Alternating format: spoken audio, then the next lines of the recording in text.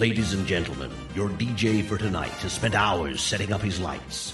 He's spent ages performing sound checks, and he's refrained from touching the buffet.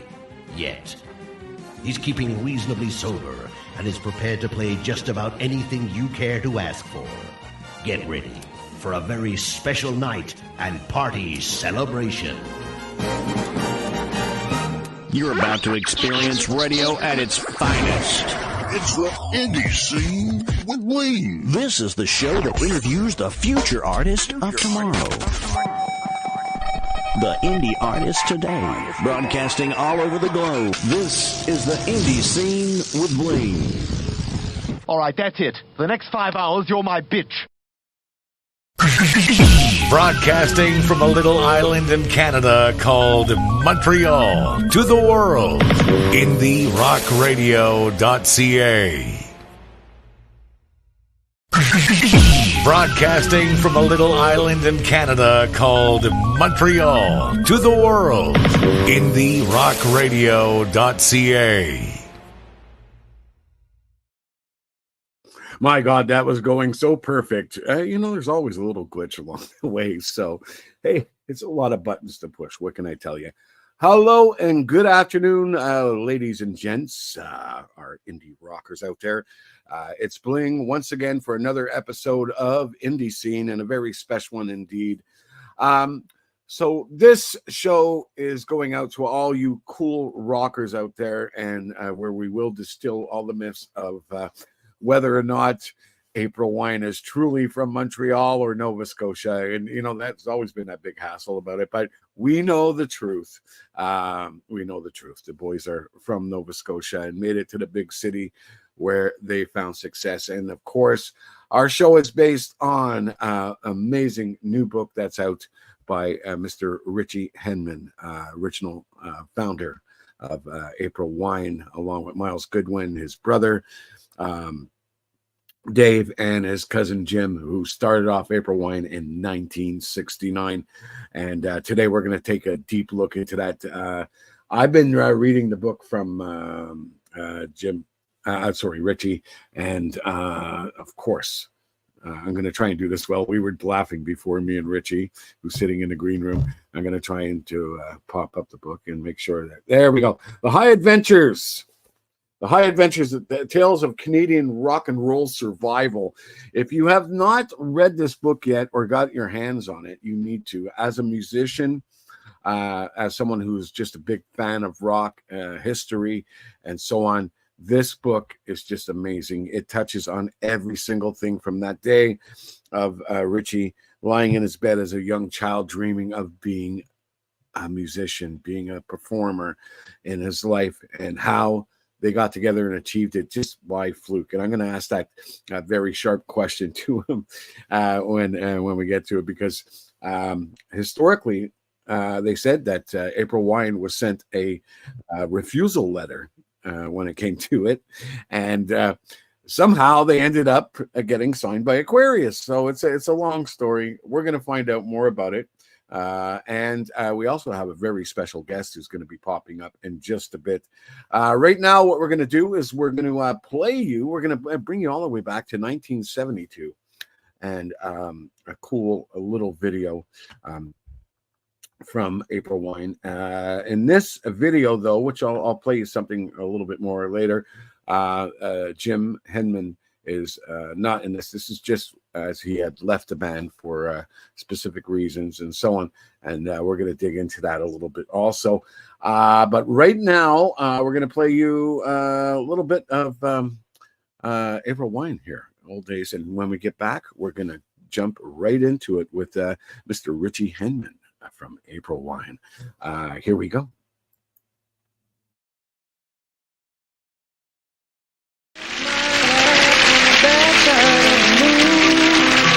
Stir your tracks and sickness still without a rustic spoon. Now come on people, live with me where the light has never shone, and the hornets flock like hummingbirds speaking in a foreign tongue. It's my life, it's my life, it's my life, my life. It's my life, it's my life.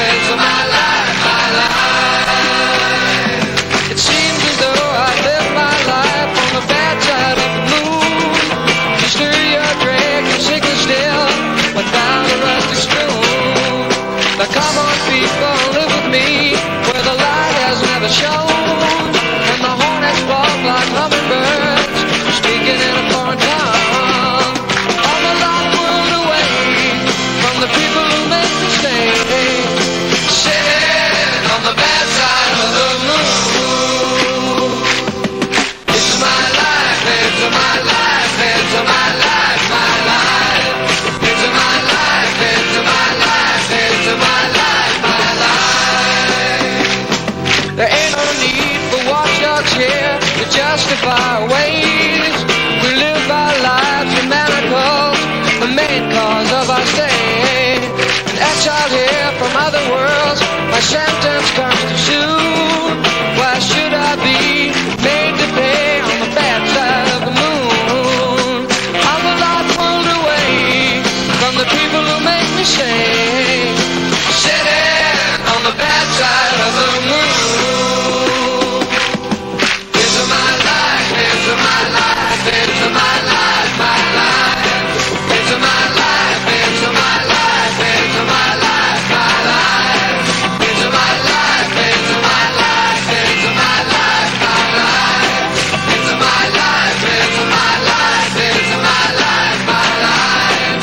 It's my life, it's my life, it's my life, my life. It's my life, it's my life, it's my life, my life. It's my life, it's my life, it's my life, my life.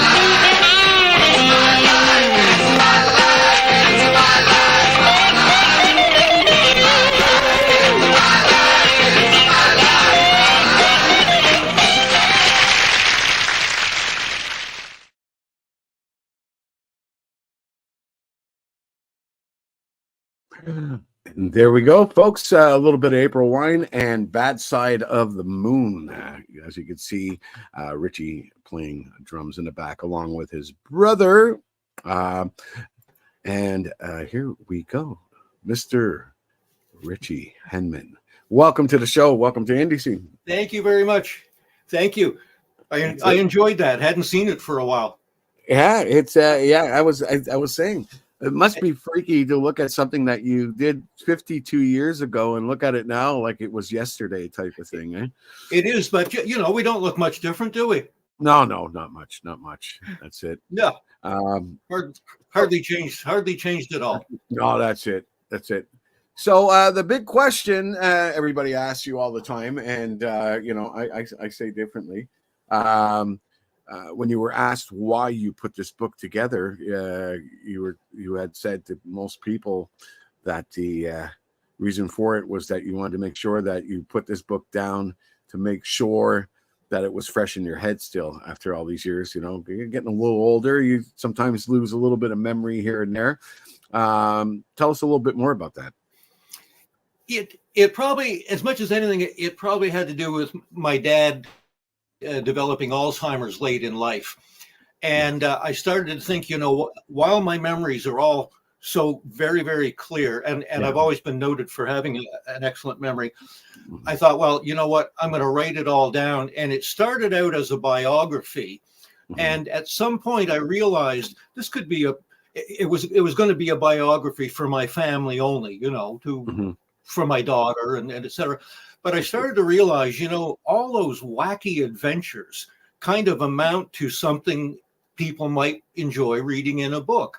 And so I dialed back the personal life and wrote about the adventures that I had learning to play rock and roll music, and then subsequently playing it in bands, and then subsequently becoming a, as they say, professional touring, recording musician with a number of successful bands in the 70s and a little bit of the 80s.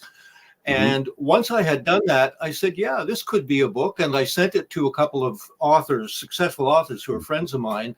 And they agreed right away. They got back to me and said, oh yeah, Rich, you should really get yourself a publisher and look for one in Nova Scotia, because that's where that's where I'm best known. And that's where the Henman name is best known. Yeah, pretty much. And sure enough, and after that, it just went bada bing, bada boom. Next thing I know, the book is on the shelves and the phone is ringing. And did you realize that writing this book also that you would inspire a lot of up and coming new musicians and stuff, and showing how much of a challenge it is to get there? As we were talking as I was mentioning earlier, when AprilWine started off, you guys had a letter sent to you from Aquarius Records, right? And somehow there was a miscommunication there, and the letter was a rejection letter. Explain more of that, because I'm going like, how do you go from like a rejection letter to all of a sudden talking your way into a record contract? Go ahead. Well, first of all, as rejection letters go, it probably wasn't worded strongly enough. It was probably that they were nice guys, and they were trying to be nice. They were trying to be nice guys. So I think maybe it was easy for us to say, hey, you know what? It's not all bad news. Maybe we better just drive up there and knock on the door. That's what we did, you know. But it really was. It really did say, don't call us, we'll call you. Well, it's like a true maritimer. You got to make sure you go to the source, right? Yeah. So we were young and naive. We didn't know any better. And David and I had always worked that way. David and I kind of never took, if somebody said, oh, no, you can't do that, we would right away turn around and say, oh, just watch me. Yeah. So I think that had a lot to that, there was a kind of chutzpah in there where we said, no, we're not accepting this rejection notice. We'll go up there and show them. I think we bond, all three of us together in that end of things. I was always known in the business for the guy who doesn't knock on doors, he kicks them in type of thing, So it helps to be stubborn like that. It really does, It does. I always get nervous. I have a guest waiting for us, and a surprise guest for you. And it always makes me nervous when they're sitting in the green room all by their lonesome. I don't know if you have enough sandwiches and everything, coffee and all that stuff. Are you okay? Have I taken? Okay, let's bring them in. I have a very special guest for you, Richie. Are you ready for it? Here we go. All right. Your cousin Jim. Hey, Jim. Hi, Rich. Can you see me? Okay, I can see you. Hey, Pete. There we go. Ladies and gentlemen, Jim Henman. Doing great, man. Big hugs. Big hugs. There we go. Virtual hugs all around, man. So, we still hug you've been sitting back listening to part of this. I mean, we're just getting into it now or whatever. But what was your take on that whole letter thing? Because rumor also has it that it was you who said, hey, let's put a band together. And you convinced Ritchie and his brother to get into this band. And they said, no, as long as you get Miles to join this band, and we're all in, and so on. And tell us a little bit about that also. What's your take on it? Well, it's pretty close to what Ritchie said. The only difference I would say is that Ritchie wasn't totally sold on the idea. He was more practical than us. Yeah. David and I immediately quit university. And I remember Ritchie stayed going to university until he wanted to see how this thing would progress, how it would grow, and what would come of it before he committed to it. And that just goes to show you what a wise man he was, even at the age of 22 or something, Rich. 20. Hey, well, man behind the scenes, eh? I wanted to hear the songs first. I was ready to get out of university because it wasn't giving me what I was looking for. Yeah.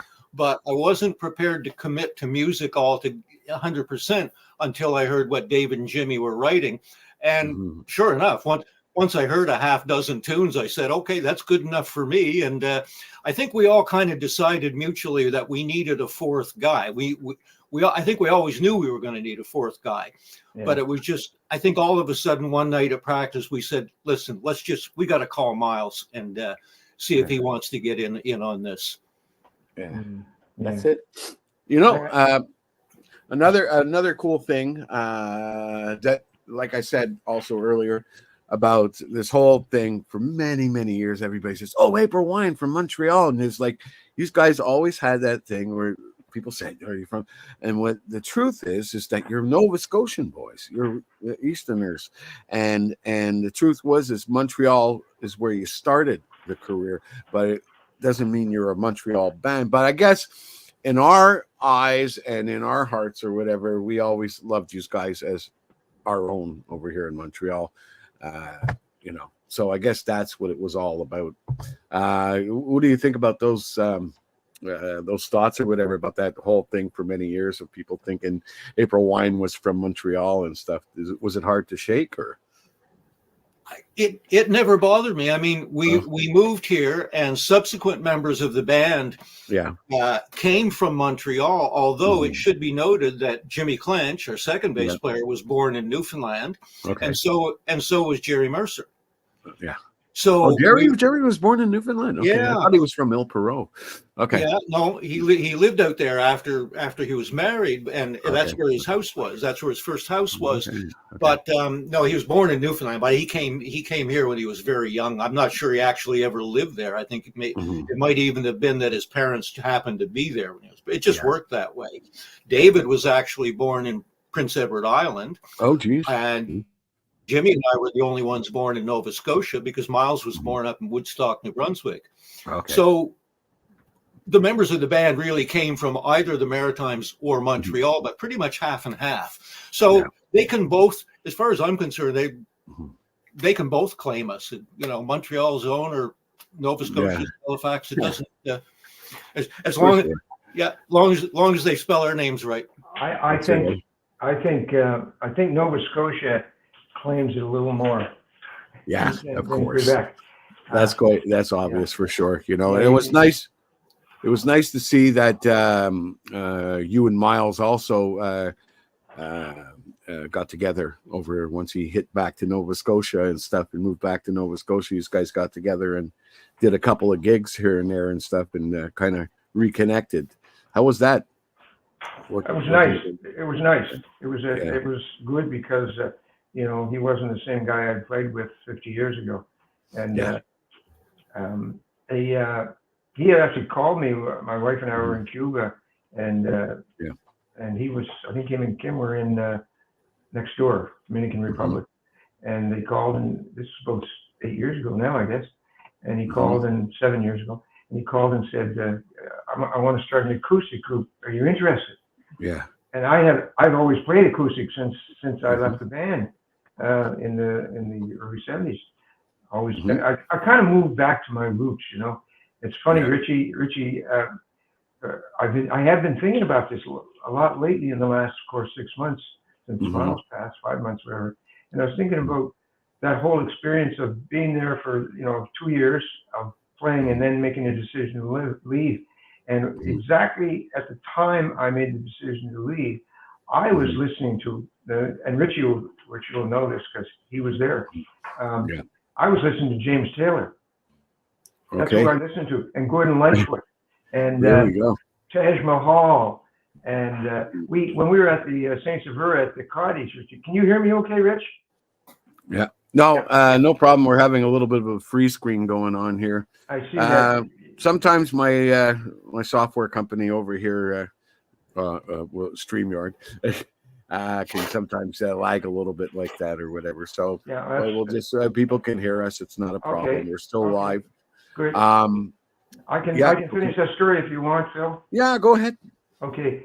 So I was listening to acoustic music, and so my heart had sort of shifted gears. In the times we were there, and if you listen to the first album, as Ritchie will testify to, I think I had 2 acoustic songs on there. Ritchie, you played piano on I think both of them, and I had 2 kind of rocky tunes. So I was in the middle of some kind of transition musically, and didn't realize it, but was going more on how I was feeling about the whole thing, about where we were going. Because we were getting a little heavier and heavier, you know. When I made that decision to leave, I automatically went into roots music and acoustic music. I even studied classical guitar for 3 years, got my grade 3 at Royal Conservatory. So you can see where my commitment had shifted very quickly, and it stayed there for the last 50 years. I've sort of been into acoustic music. I might have had a band with me, you know, like a drummer and stand-up bass player and piano, but basically was rooted in my love of acoustic music. That's it, eh? I mean, it also, as I read in the book, Rich, you mentioned a lot in the early years. I think Jim and you guys had did a little bit of work at a theater and stuff, doing some work over there, composing music and things like that. Tell us, and I know you continued on to do that, Jim, throughout your career. You've written many plays and stuff in Montreal and all across Canada. Tell us a little bit more about that, guys. Yeah, you can hear me, Jim? Yeah, I can hear you. Okay. Well, it's funny, Rich. I don't know if I've ever told you this, but somebody sent me a CD of all that music we composed for Neptune Theater. Yes, I have it too. Oh, you do? Okay, it must have been the same guy. Yeah, it's very weird to listen to because you have to remember to take it in the context of it. It was what's called incidental music, which in this case, in this Neptune Theater was staging a production of The Lion in Winter, and the incidental music is used for scene changes, and so it has to take the atmosphere of one scene and segue into a setup for the next scene. So it was really just short instrumental passages to do that, with one exception. In I believe it's Act 2. There's a girl who she's King Richard's mistress, I believe, and she sings a song a cappella, and the lyrics for the song are provided in the script, but of course there's no music. So I wrote a melody to accompany that, and that was a huge thrill for me. That was the first time I collaborated. Well, I guess I collaborated with whoever wrote the play on this particular song, and the actress who had that role was Ivana Daly, and I don't remember her, Jim. Red hair down to her, down to there, and just as beautiful as the day is long. And she was the one that sang this thing. Well, while this was going on, I was floating off into heaven while the angels played harps. I mean, to this day, that's one of the greatest single moments of my entire musical experience, was to listen to this beautiful girl with this angelic voice sing a melody that I had composed on a piano. That was a great thing. I think Miles was a really kind of he didn't quite understand, I think, what was going on there. That was so far removed from anything he had ever done musically that he was just did he contributed what he could and just kind of sat back and observed, which was probably his safest bet. Because David and I had previous experience with Neptune Theater. We already staged 2 or 3 different multimedia productions, so we knew what we were getting into. We had done some work with David Renford, hadn't we? That's right. Yes. When we had the trio the quartet with George. That's right. Yes, that's right. I just remembered that. We collaborated on a couple of. One of them was called "Now the Buffalo's Gone," which was really a very early portrayal of the dangers of what we're doing to this planet and to what we're doing to the creatures on this planet, hunting them to extinction. Was kind of the theme of this "Now the Buffalo's Gone." And it was a multimedia production that involved short bits with the actors and actresses, and film, and our music all, going on in the afternoon. Yeah. Actually, Rich, I really appreciate you talking about this, Rich, because I had forgotten about the connection between us doing that stuff with Neptune and me moving in the late 90s, moving into doing music for plays. I did 2 musicals back then, and I thought it was the first time I had ever been involved with theater, but I had forgotten all about the stuff you're talking about that we did with Prism. And of course I remembered the Neptune work, but that's really interesting, isn't it? And I'm really jealous that Jim got to continue working in theater. He got involved in creating this play called Death the Musical that went on to be quite a success and played, I think, certainly all over everywhere from Toronto on east. I can't remember if it got out west. I never did get to see it. Yeah. I don't know where it played. I know there's one funny story connected with that play. What year was 9/11? I guess it was 2011? 2011. Yeah. Okay. Yeah, sorry. Yeah. Was that it? Anyway, No. whatever year it was, 2001. 2001. You're right. 2001. Because that year, 2001, it was going to move to Minnesota, I believe, in the States. And 9/11 happened, and the whole thing disappeared because no one was going to go to a play called Death the Musical. Yeah. After that, Yeah, we talked about changing the title. I talked to the other three co-writers. There was a lot of sensitivity after that, for sure. Oh, there was a lot. So it kind of died after that, after the 9/11 thing, somewhat, unfortunately. And but it was a great experience for me as a writer, and I became a co-writer more out of that experience, Rich. More writing with different people. And I'm still jealous. That's it. So as you can see, my visual picture has disappeared. It's okay. It's not about me, the show. It's about you guys, So hey, I'll stand back. It's not a problem. As long as you can still hear me, I'm good. And I won't tell you what I'm doing behind the screen too. So okay, there we go. Here's a really strange question, but you're Richie's cousin, Richie's brother also. I mean, usually parents back then, I'm pretty sure they were going, I want my son to go to college, become a lawyer, do this, that, and so on, or be successful and move out of this small town and so on. The first thing they don't expect is, you're always going to have one kid that's going to want to be a musician, be a rock and roll star, but to have two sons and your cousin on top of it, all want to be musicians or whatever. What the Henman family think of all this? Go ahead, Rich. Okay. My parents were always behind us. David and I.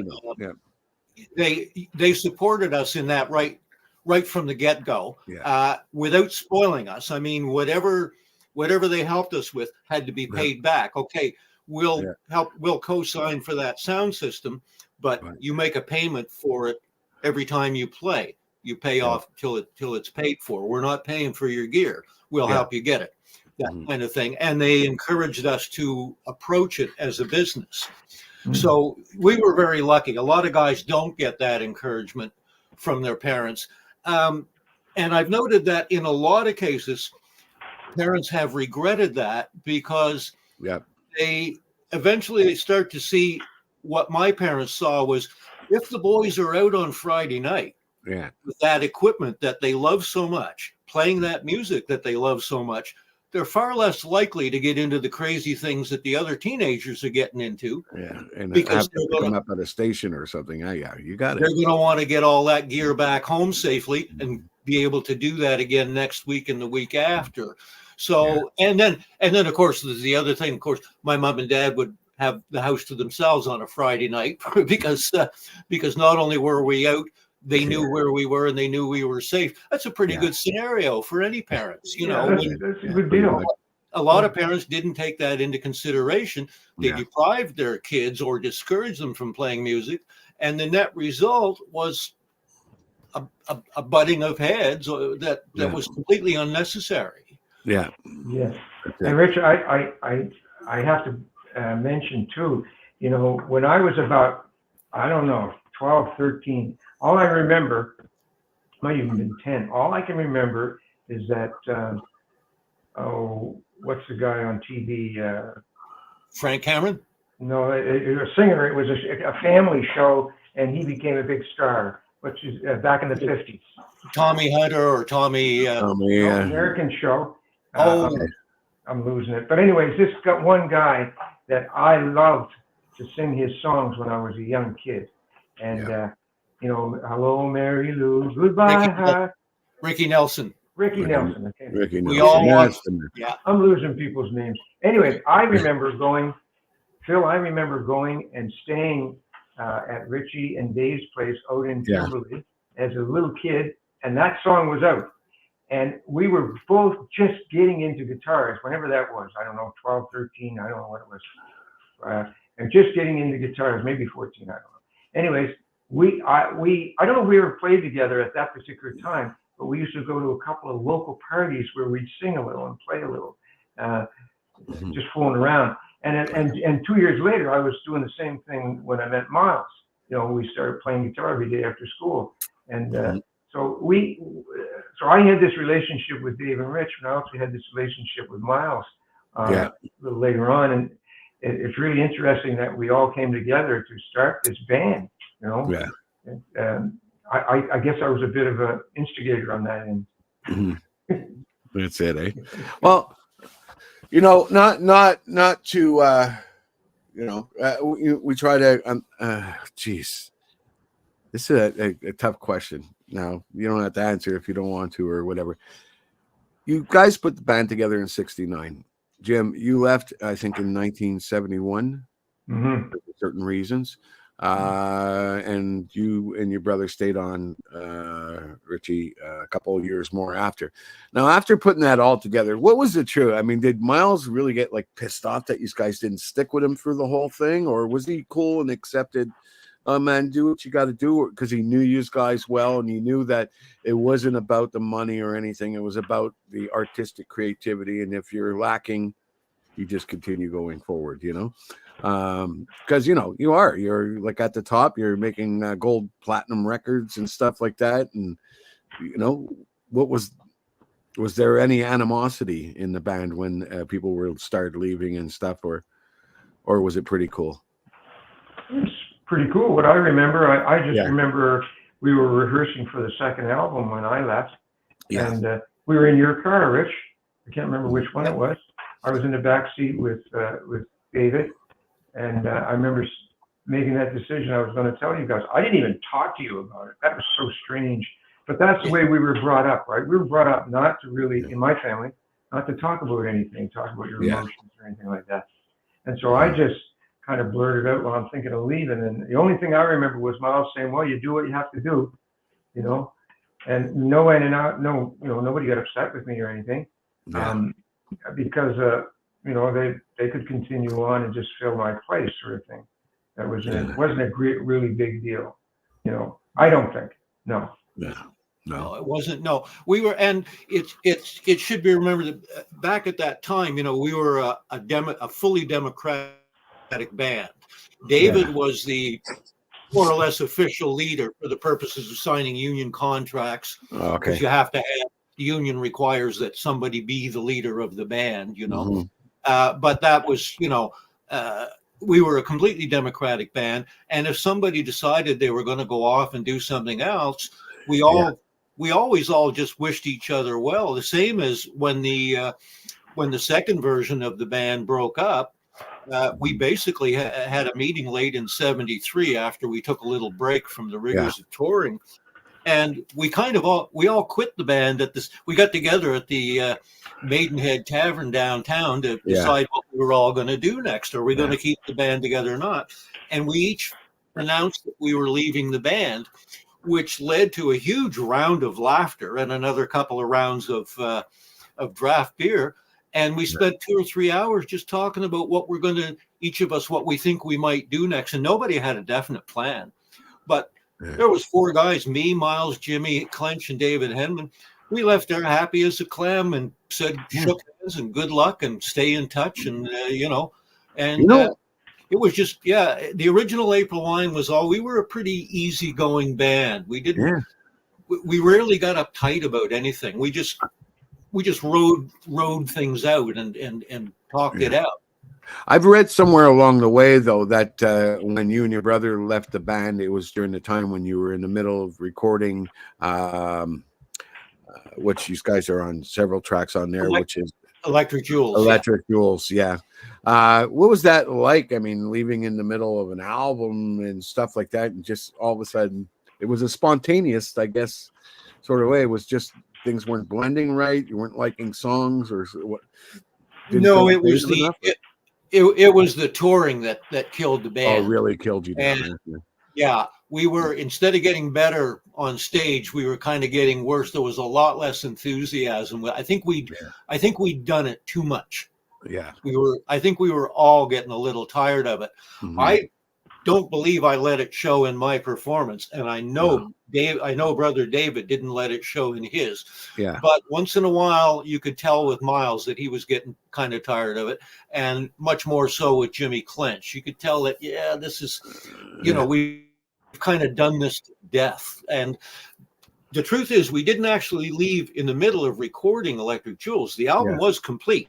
It was, except for mixing at the time that we decided to leave the band. That's why they had the new band. When they put the new band together in the it was more for the touring end of it. Yeah.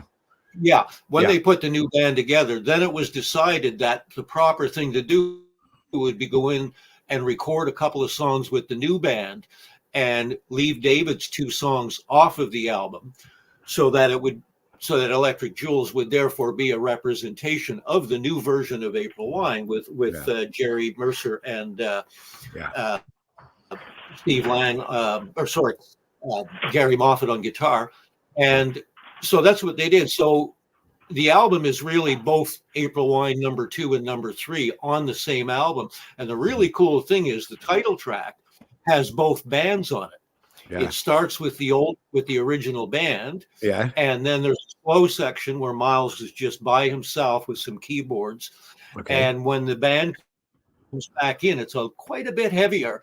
And that's the new band coming in. So we both played on the same, not only on the same album, but on the title track. I think it's cool. It's my personal favorite AprilWine album. Is that where was that recorded? Was that recorded in Toronto Sound? Toronto Sound. Say yeah. Okay. With I know the greatest hits album, which was quite popular, probably one of the best-selling greatest hits album. I remember it was pretty much in everybody's milk carton when it came to vinyl. That's for sure. It was AprilWine Greatest Hits was in there, and you had all those You Won't Dance With Me and all the great classics from the days of these guys, and then the second side was more of the harder, faster times and so on. And it's pretty cool to see that how it all blended together. When I interviewed Miles a little while back, just before he retired and so on, and I asked him, I said, what was his favorite album of all the AprilWine albums? And he literally went straight to Electric Jewels. So I think there really is, even though he's worked with all these different bands and so on with Jerry and and Brian and the whole bunch, and as we know, the band still continues to go to this day. I really think his heart was with you guys. I think the original lineup and stuff was still his favorite lineup. Yeah, I think he really loved working with you guys all together. I mean, people go their own ways and so on, but I really think. Have you ever thought what would have happened if you all had stayed together and continued on, or you think that things happen for a reason? I personally, I never go there. No, me neither. No, it's done. So why raise questions about, well, what if we had stayed? What would have happened if we had stayed together? I prefer not to go there personally. Yeah, no, that's fine. No, I get it. No reason. Yeah, that's it. But when you look at it, everything worked out in its own way. I mean, they went. Miles went on. His way.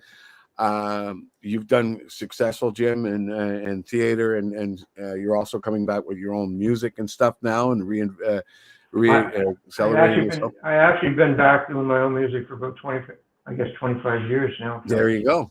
So, and of course, Ritchie. I mean, he's still continued to compose and help work on several different projects with people yourself, right? Yes. Yeah, and producing and stuff. And as we can see, you got that man cave studio set up over there with just about every. Now, digging back to that, you in your early years when you said, "Shit, I'm going to be a musician. I'm going to do this right," or whatever, you started picking up not just the bass. You picked up drums. You picked up a guitar. You picked up all kinds of different instruments. And Jim yourself, I think you play different instruments too. Right, a bass. You were a bass player for AprilWine, but also you're a very prominent guitarist for sure. How many musical instruments do these guys play? Each one of you? I don't know. I play simple string instruments. String instruments. Ukulele, my classical guitar, my steel string acoustic. Yeah. What else? Oh, I have a Cuban trace, which I like to play. So mine's all little stringed instruments. I'm not much of a bass player. I never was a good bass player. Like I made a decision to become a bass player because Miles needed an electric guitar. Yeah. There you go. Yeah. The first band we had, I had an electric guitar, and Miles had an acoustic guitar. A band called Woody's Termites. You probably mentioned it in the book, Rich. I don't know, but I know it's in Miles's book. Yeah. Ritchie came to hear us one night to go fire hall in Bedford. It's now a mosque. But I was forced. I forced myself into that because we wanted to join this band, Woody's Termites, and we needed a bass player. I didn't know anybody that played bass. Miles needed an electric guitar, so my dad, who was Ritchie and David's father's brother, they were brothers. And he's very supportive of me too, the same as Charles was. I asked him, I said, will you buy me a bass? I'm going to play bass and Miles can use my guitar, at the group. And you see any old pictures of Woody's Termites, and many of them on the internet there, you'll see that we're both playing these eco guitars. I think you had one too, didn't you, back? You did too. You and I both had eco basses. That was an Italian brand, EKO. Yeah. And they had, had a lovely mother of toilet seat finish. Mine was white. Mine was white pearl, and yours, I think Jimmy's was blue sparkle. Was it?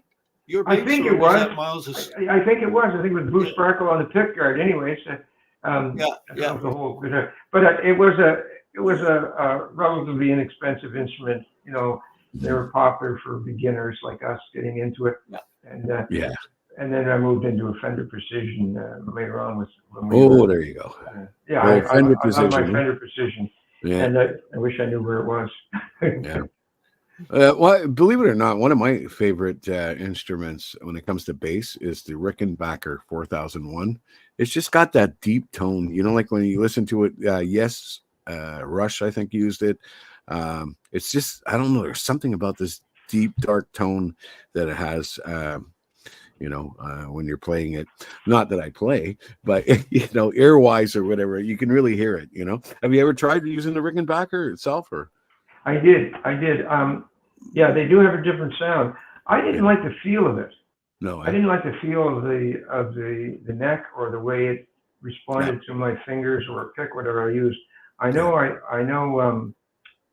McCartney used one for a while at one point.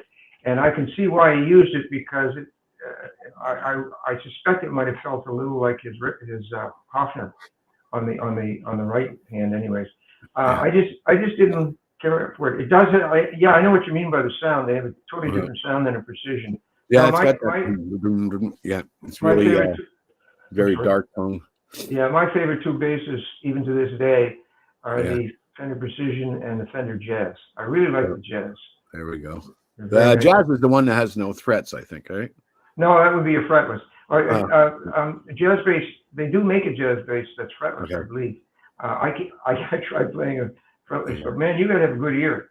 You got to have a really good ear to play a fretless instrument. Yeah. No, the difference between the two, the jazz bass just has a narrower neck. Yes, it has a narrower neck.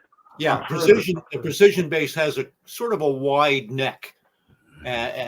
So that's kind of the difference. Yeah, they're different style necks, and I really like the neck on the Jazz. Yeah.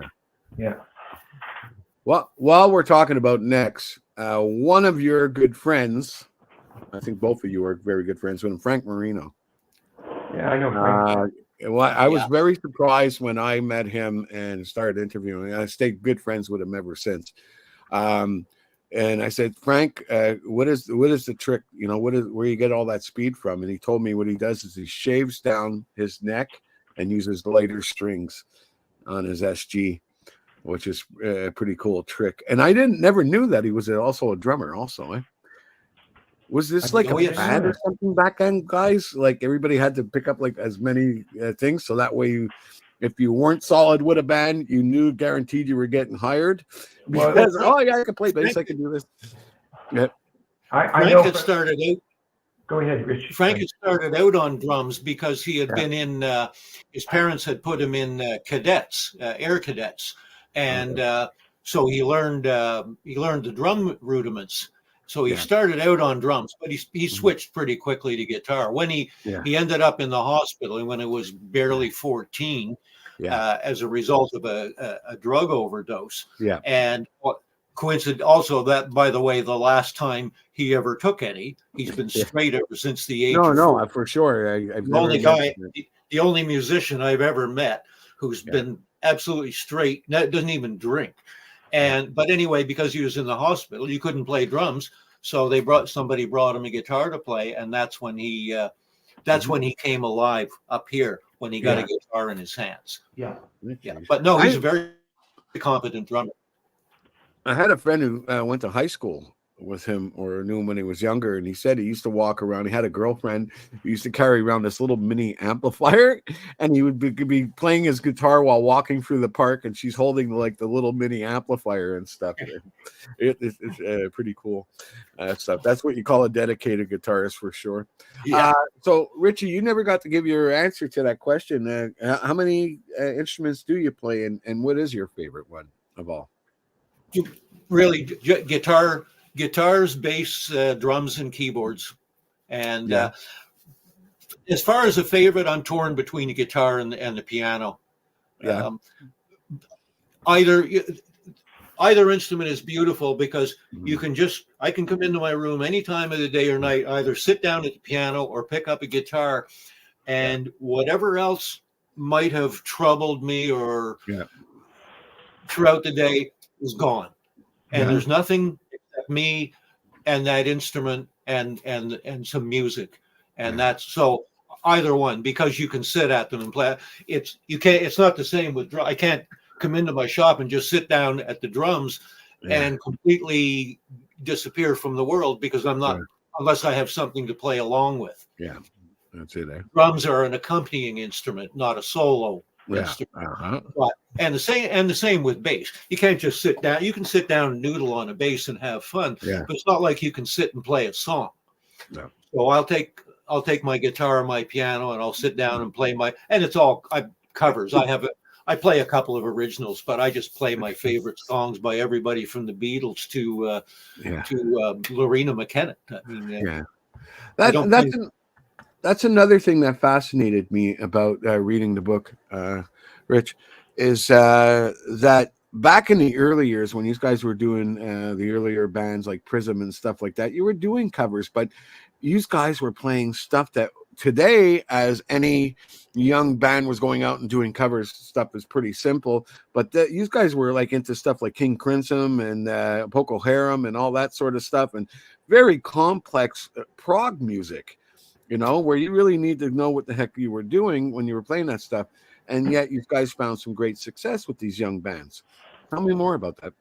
David and I were a little funny, really, right from the very first band. You had to do covers. Okay, that's good. There's lots of good songs out there we'd like to play. But we never wanted to have the same song list as the other bands. So we always had to find something different.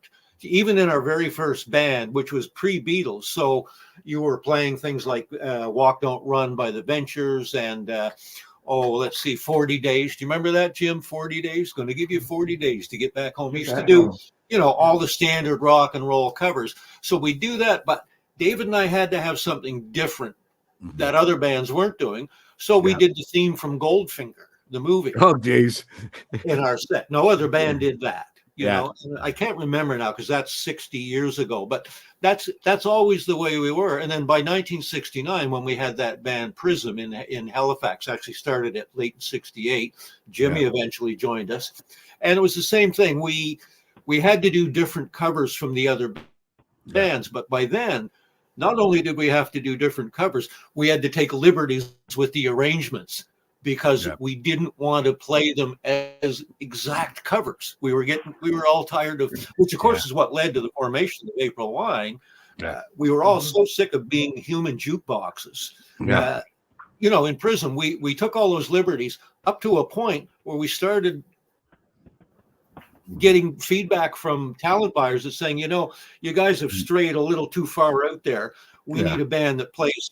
If you want to get paid, you're going to play strict covers that the kids can dance to. A human jukebox. Yeah. That led to that fateful meeting with Jimmy and my brother David at the tavern in Halifax or Dartmouth. I can't remember. In Dartmouth, yeah. In Dartmouth, where the two of them decided, you know what? I'm tired of being a human jukebox and just we're so mercenary. We're playing the songs they want for money.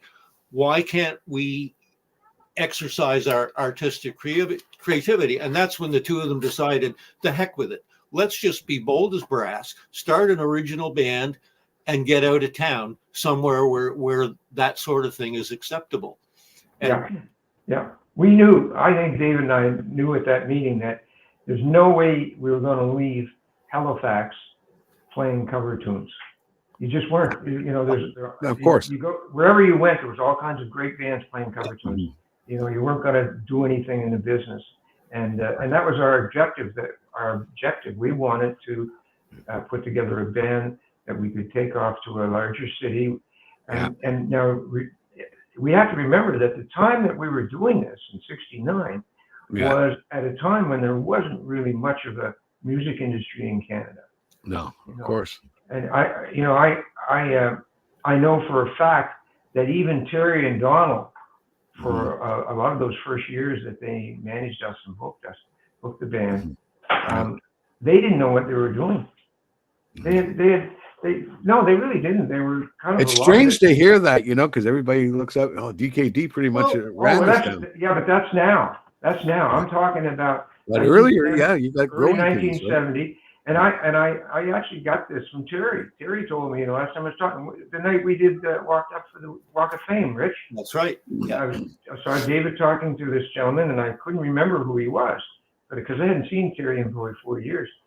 And so I introduced myself. Oh, guys, Terry. And he says, sit down. So we have a chat, and we were talking about the old days, of course. That's what you do. Like Terry's like 83, 84 now or something.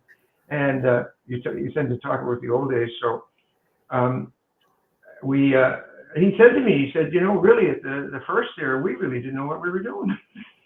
and that's the truth. And because there was no great amount of studios in Canada, no great amount of producers, no great amount of songwriters, no great numbers of managers or booking agents. Donald was a chap who just 2 or 3, 4 years earlier had been booking for high school. So when we made that decision, it was very timely because the business was just getting going. There was no Junos either, and no MAPL. That's right. Maple. So it was very timely. Now we didn't know that, but that's just the way it happened. So when we went to Montreal, they were looking for new acts. They were, they wanted new acts. They acted coy, like, oh, well, we'll see where it goes, but realistically, they were looking. Yes, they were looking. It's true what Jim said.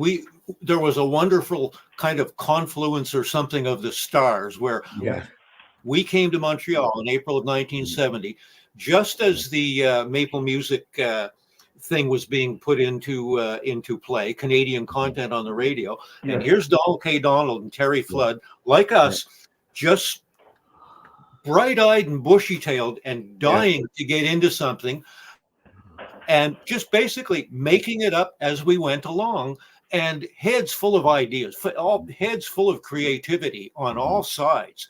Donald and Terry and all the people that worked with them, the graphic artist Bob Lem, the guys and girls that worked in the office, everybody was, hey, let's try this, let's try that. There was just no end of enthusiasm, and that's what made it all work.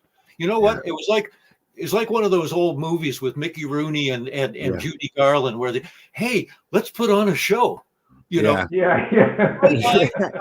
Naive as anything, bright-eyed and bushy-tailed, and hey, what could possibly go wrong? We could do a show, and it was day after day like that.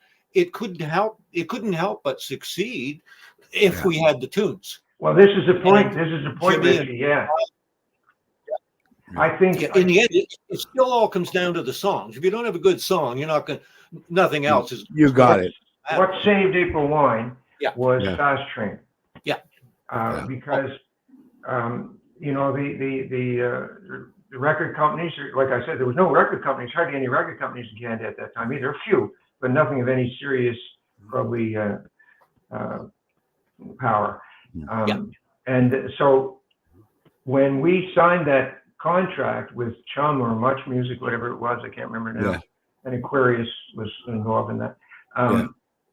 We were very lucky that Miles, the band was very lucky that Miles wrote this song called Fast Train, and that enabled, showed enough potential for the writing in the band to do another album. And that's what happened, exactly. They did another album. Ritchie, you were on that one with Could Have Been a Lady, and what else? Bad Side of the Moon. Bad Side of the Moon. Bad Side of the Moon was released first? No, Could Have Been a Lady was released first. Okay, Could Have Been a Lady really grabbed a lot of attention in Canada. Yeah.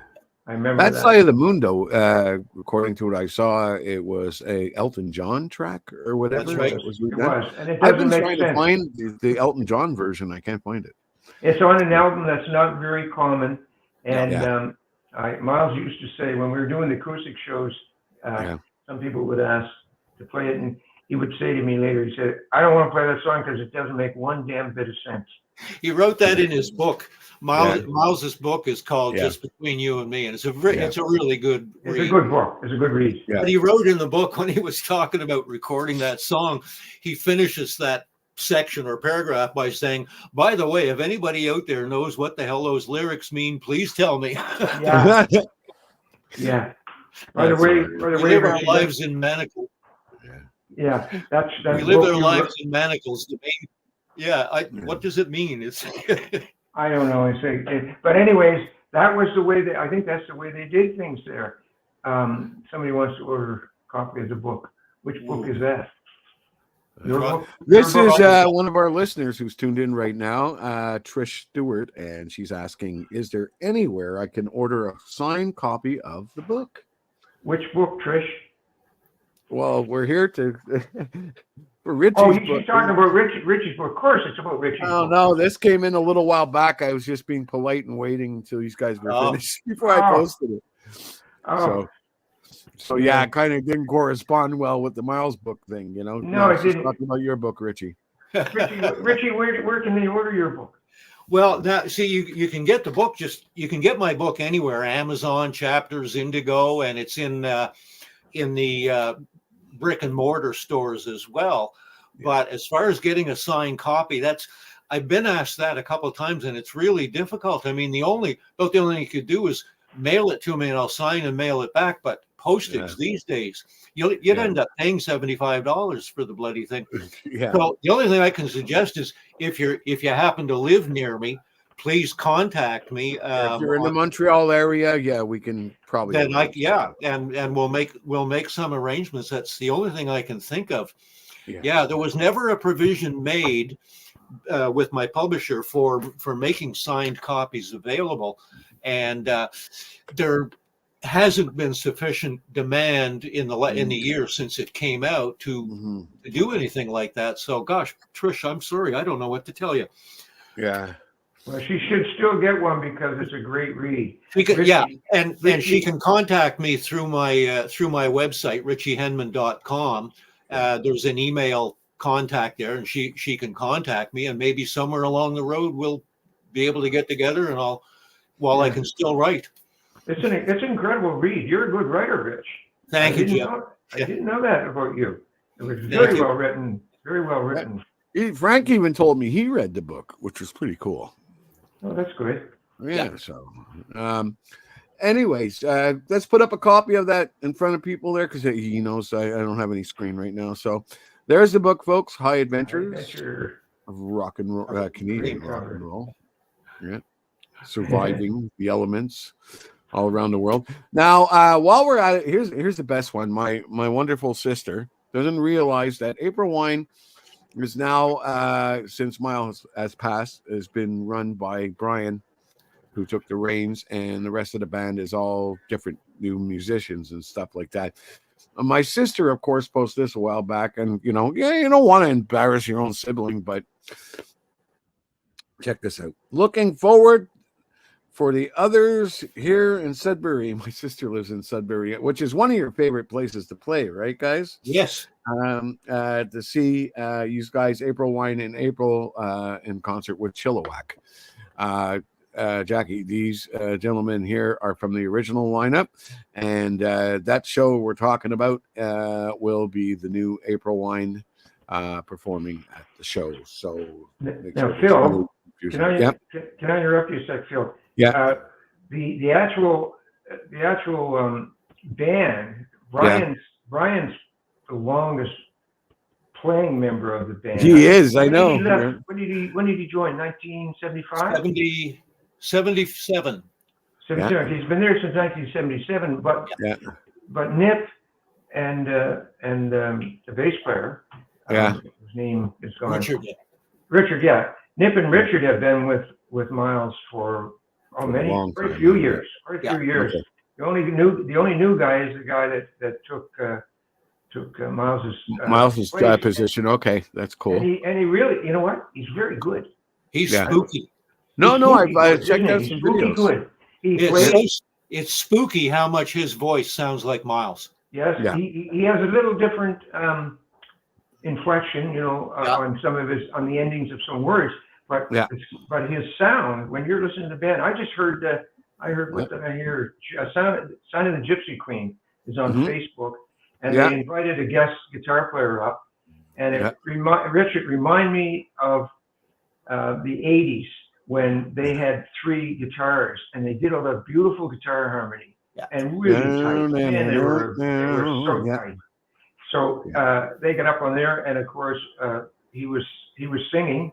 The new vocalist was singing, and I said, "Jesus, he really does do a good job." Yeah. Really good. People are loving it. A lot of people would say, "What are they doing? Why are they still?" But people are not getting. You got to go out and see the band. The band is still going, or whatever, and they do an excellent job. I saw that video.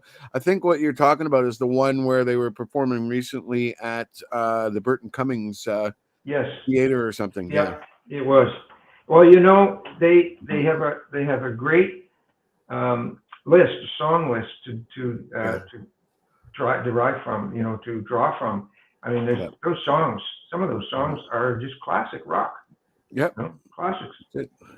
Yeah, I saw the new band last October. I about maybe 3 or 4 weeks before Miles passed away. I went to see the new band, and they were quite a show. And I wish I could go to that one in Sudbury because I'm also a big Chilliwack fan. I'd love to see that. You know what's really fascinating? I love it is that you guys, throughout the years, there's been a switch of different members in the band and so on, but you have all stayed friends. Like you guys are good, still good friends with Brian. You're still good friends with Jerry and the whole gang and so on. How did that happen? Like you all went your own ways and they were replaced and then they went their ways. And how did you guys all end up still having that camaraderie, shall we say? It's quite simple. We were all good friends before any of them joined the band. Yeah. We had done, before Brian joined the band, him and I were in a band together with my brother David called Dudes. Okay. But Brian and I we were best friends. Jerry was a friend of everybody in the band before he became the drummer in the band. Everybody who joined the band was already a good friend. Jimmy Clench, when we first came to Montreal, and we had a little ski shack up in Saint-Sever, Jimmy Clench's band, Allison Gross, had the cottage right next to us, and Jimmy and I bonded instantly. He taught me archery. Jimmy had a very professional archry set, he taught me archery. When we weren't practicing, we'd be out on the ski slopes there, and he would, he showed me how it worked. And we were all good friends before any of us joined the band, so it was easy to stay being good friends, and it's always been that way. Brian and I see each other whenever he's not on the road. We try and get together. I actually recently roasted him St. Patrick's Day back in March. Brian was Brian was the Grand Marshal for the St. Patrick's. Oh, yeah, the Irishman. In Hudson, where he lives. Okay. And so they did it the week before St. Patty's. They did a Brian Greenway roast at Whitlock Golf Club, which is Miles's old golf. Ted Bird or something was hosting it or something. Right? No, it was Jay Farrar from Shome, who. Okay, Jay. Yeah. Funny guy, and so I was one of the roasters, and there was something else Brian and I did. I can't remember, but we had out to dinner with our mutual friend, is the mayor of Point Claire, Tim Thomas. Yeah. So we like to try and get together once in a while with our wives, and most recently it was a dinner at our favorite restaurant just up the street from where I live. So we've always been good friends. Jerry, we don't see because he lives way out in Kingston, so we have that geographical separation. Yeah, and so we still, just get on the phone once in a while, that kind of thing. I did a radio show recently with, actually, about a week after Miles passed away, Jerry and I got together and did a radio show and talked about our careers with Miles.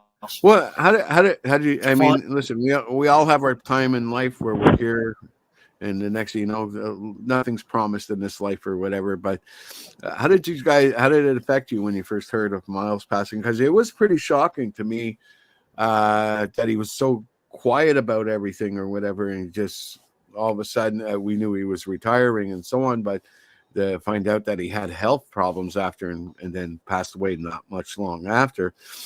How did that affect you guys when you heard this?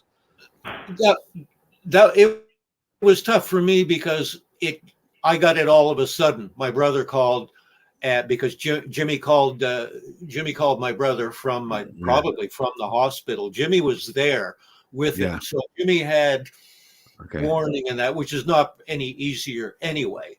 But he called my brother. My brother called me. David was still in shock when he called me. Then I'm in shock, and it didn't take too long for it to sink in.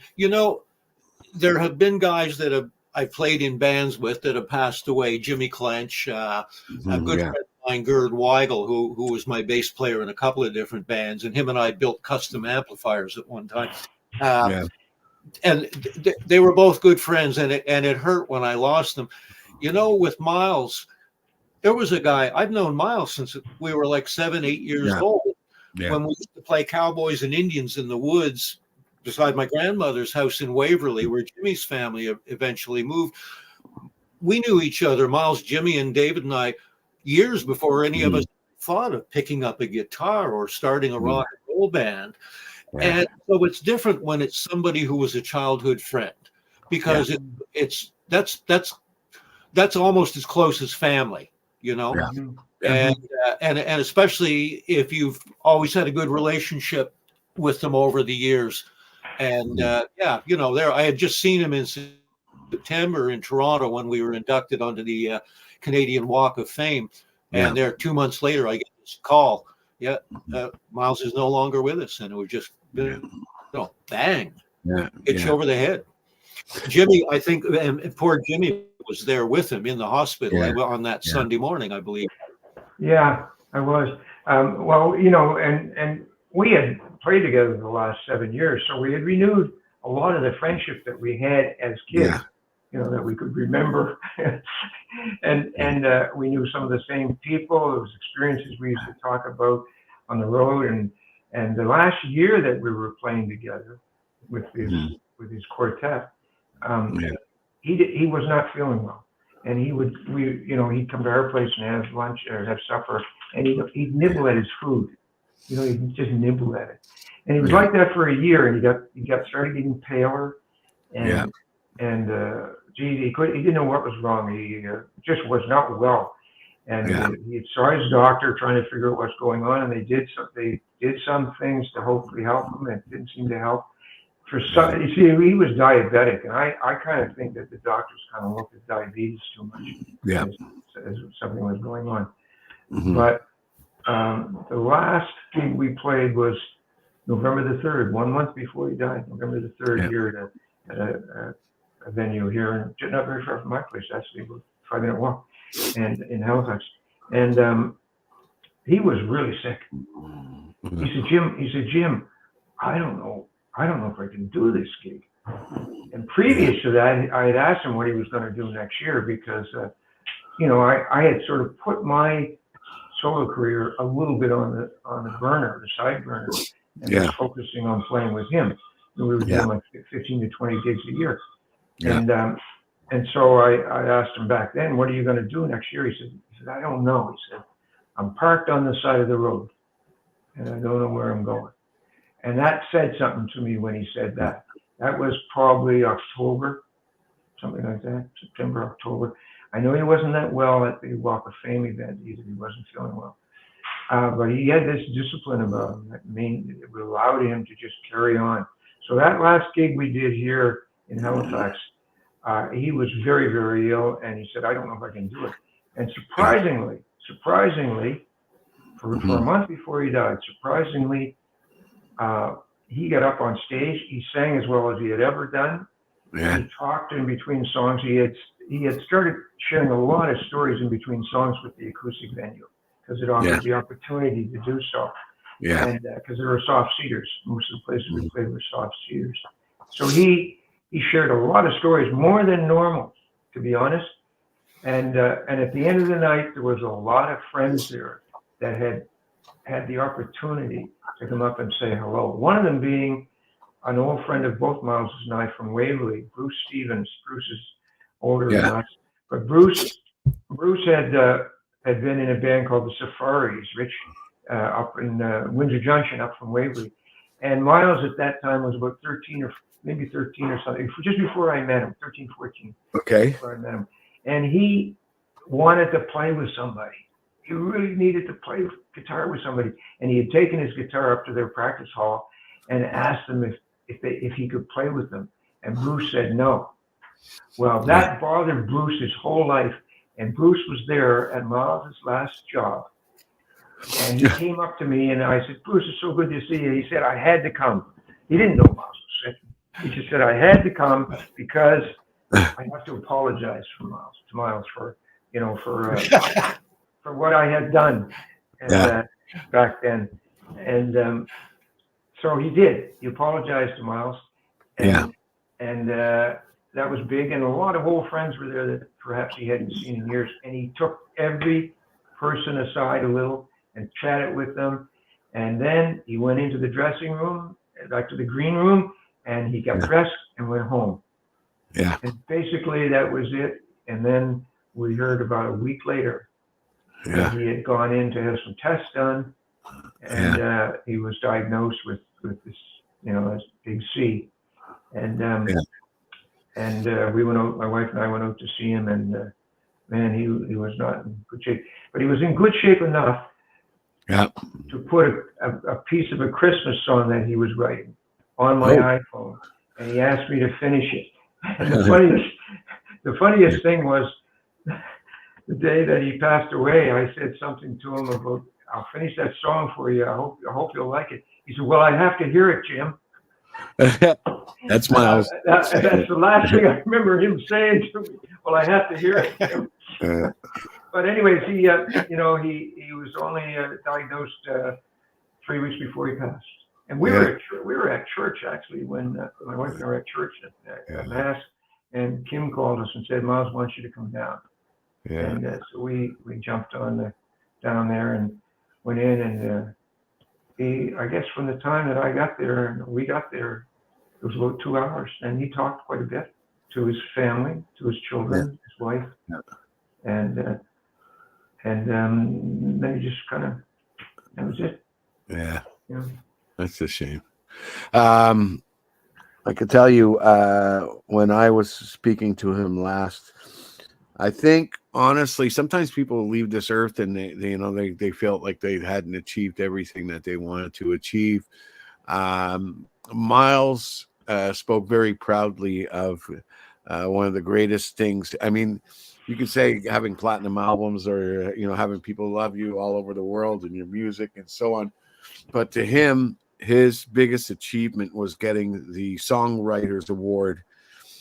He told me, and I think he died with happiness and peace, knowing that he had achieved that in his life, and he met his goals. Many people have different goals. The other awards, getting gold and platinum albums, and getting things, getting into the Juno Hall of Fame as we did back in 2010. Those were all a result of selling a lot of records and getting a lot of radio airplay. But getting something like the Songwriters Award, that Miles is very correct in that is that's the prize. That's the most important thing. It's not something you spend your life saying, I'm going to keep doing this till I get that darn prize. It's something you probably think about, oh, wouldn't it be nice if I got that? And so when it happens to somebody like Miles, it's because they earn that with their talent as a songwriter, not because they sold 10 million records worldwide or anything like that. It's because they're just darn good songwriter, and they wrote a lot of darn good songs, and that's why that is the most important one, and quite rightly so that it's the most important one for Miles, far more than all the other ones that look pretty hanging on your wall because they flash with gold and platinum. That's the one. I have to say, though, this year the Junos, I wasn't too impressed to the fact that we did lose Miles in 2023, and there was not even a mention or not even a tribute or whatever to AprilWine and the loss of Miles Goodwin and so on the Junos after so much Canadian success. What do you guys think about that? Well, I can speak to that a little, I think, Rich.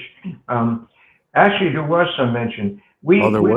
Yes, we lost a lot of people last year in the music industry, both musicians, the people in the business, people associated with the business. I don't know how many there was. It looked like there was 40 or 50 of them on this video that they put together. I might have missed it. Yeah, I think you missed it there, Phil. But it was broadcast. I don't know if it was the night of the Junos or the night before. The night before. Night before they had it. Oh yeah.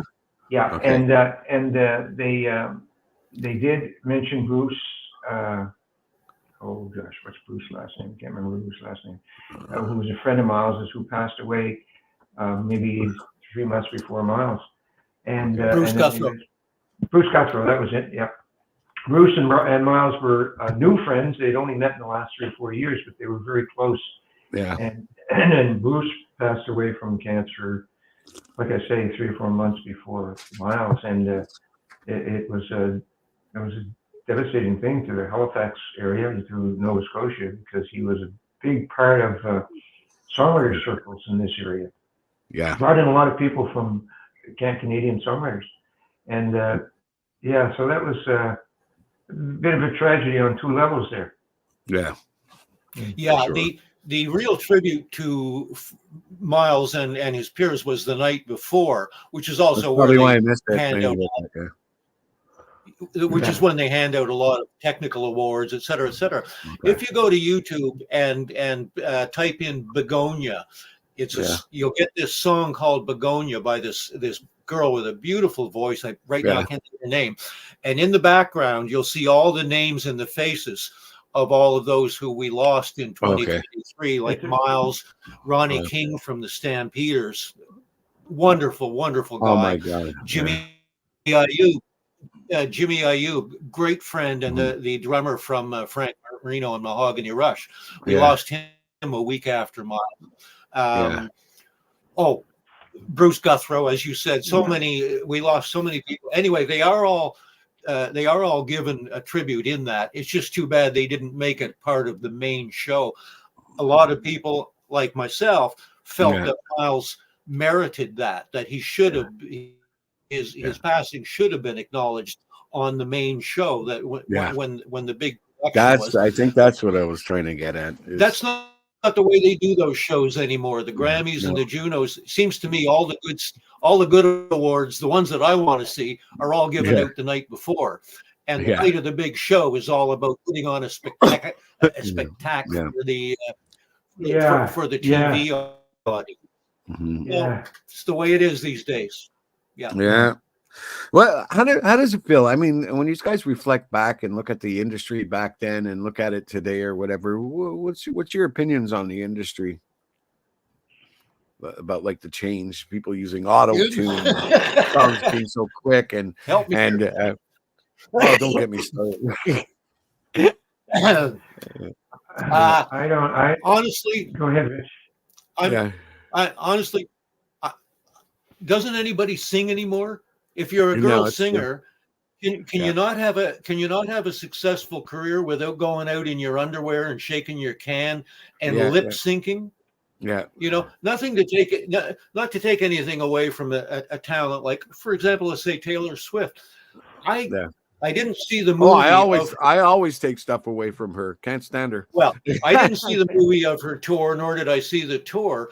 But in all the clips I've seen, I have yet to see a musician playing a musical instrument. Yeah. It's all lip sync. Everyone goes out there and lip syncs, and they get paid big bucks for it. In the 70s, if you went out and if you got caught lip syncing your music in public, your career would be over. Look what happened to Milli Vanilli.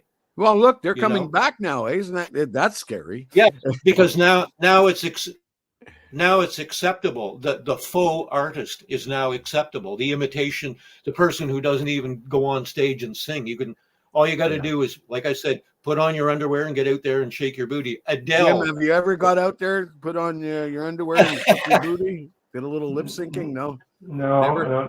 I've done some TV work where you sang along with the tracks. You know, you pretend you were singing and you get them tightened up, and that's been part of the business for quite a while, long time, since the early '60s, maybe even in the '50s, where performers would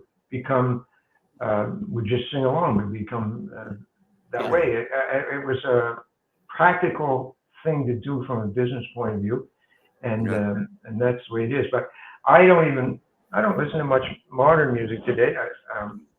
Or the music's going on every so often. I hear it. But what I have noticed is, from a songwriter's point of view, especially, there really isn't too much in the music business for you, because CDs did one thing. They kind of destroyed the sound of our music, and because it doesn't compare to the old LPs, this quality. But also the streaming services have really done a lot of damage to musicians and songwriters particularly. It's all about speed now. Like, if you don't catch somebody's eye within the first 15 seconds, they move on. It's like there's no attention span now with people. They don't do albums anymore. It's all single releases, and how many hits you get, and how many likes, and so on. It's so stupid, It's like, I remember I grew up in the times when I was looking at your album covers, and we had this conversation a little while back, Rich? Yeah. That and opening up a fresh album was such a delight. That's fresh cellophane. You'd wait for that record to come out, and then you check inside to see what type of goodies they did. And so, like, when you had Led Zeppelin in for the outdoor, you had that, you would add water to it, and it changed colors. Okay, that's cool. And Ritchie got a little story of my mom getting. I was talking at my mom's house the other day, and Ritchie was there, and I was talking about the old days in Greenfield Park when they had Miracle Mart, and Kiss Alive 2 had come out. Me and my little buddies decided to go into the album covers and take out the tattoos and the stickers and so on.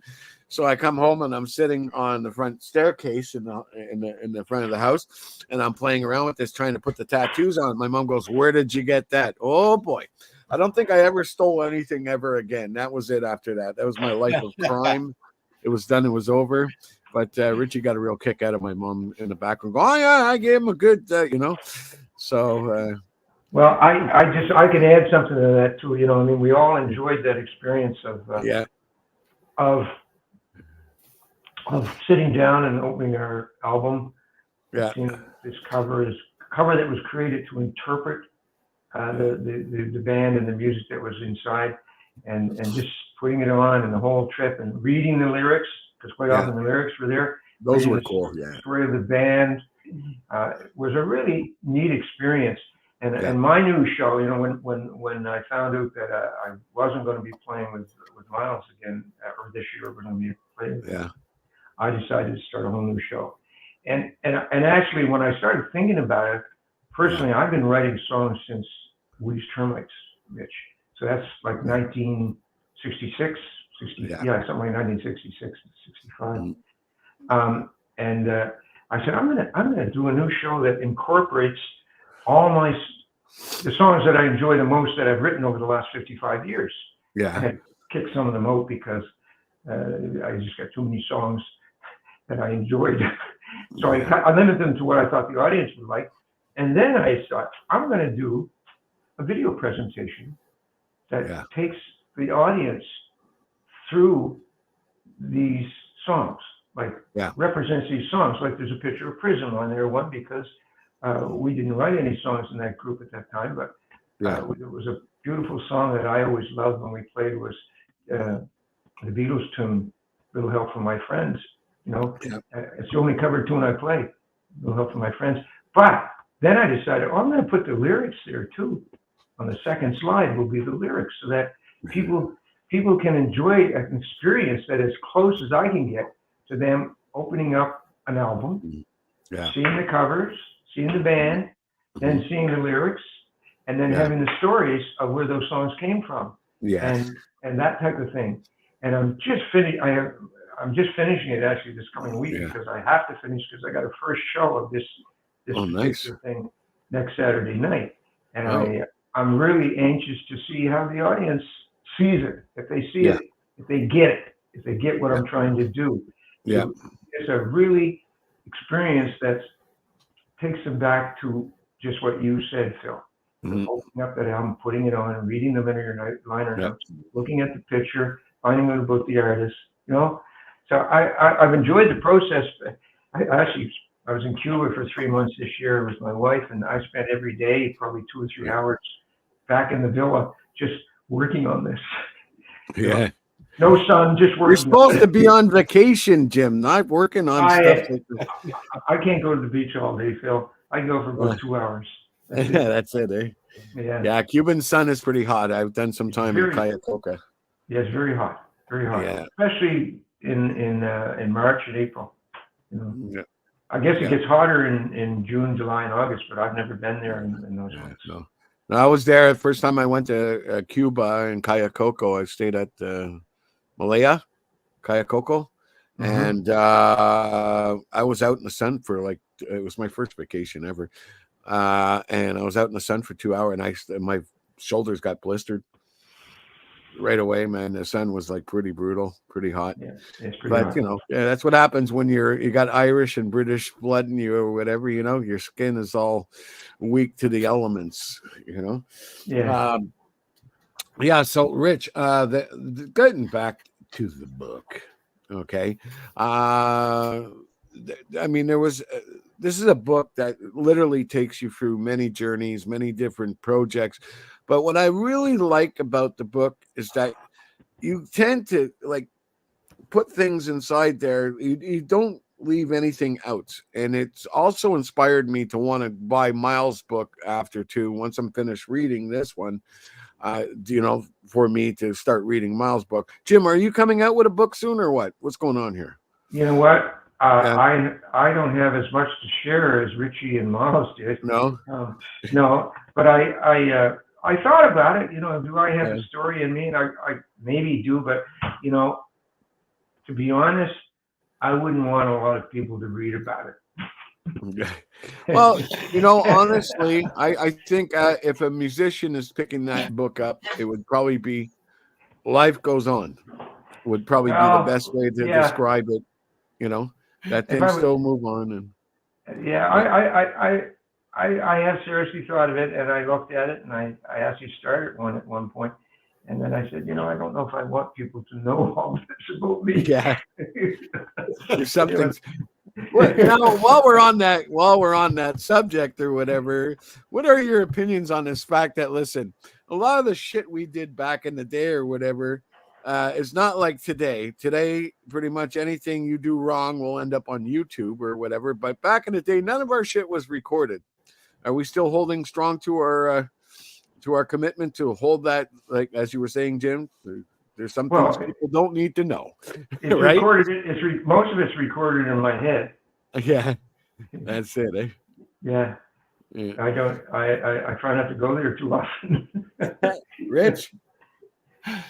Well, I think, as I said before, in the case of my book, I made it less autobiographical and more about the adventures.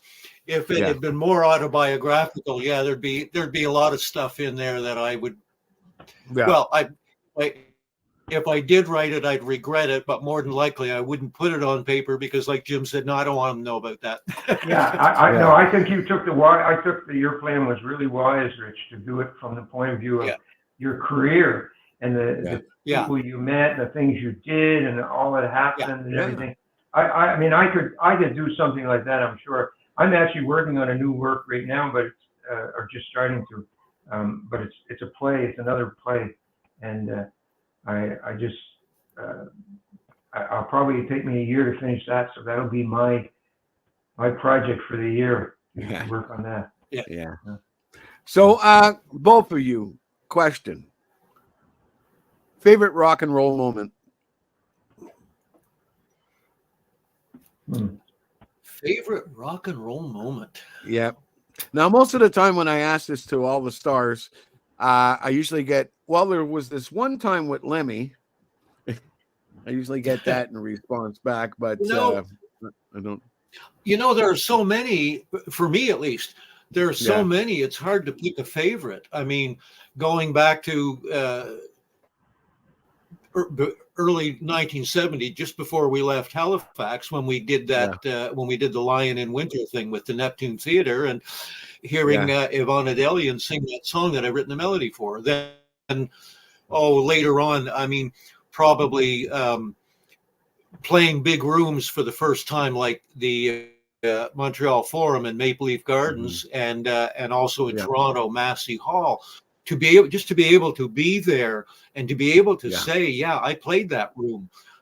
Those things are so important to me. More recently, going back to Massey Hall with Jimmy and David, and meeting Miles and Jerry and Brian on stage in front of a roaring crowd to be inducted into the Canada's Walk of Fame.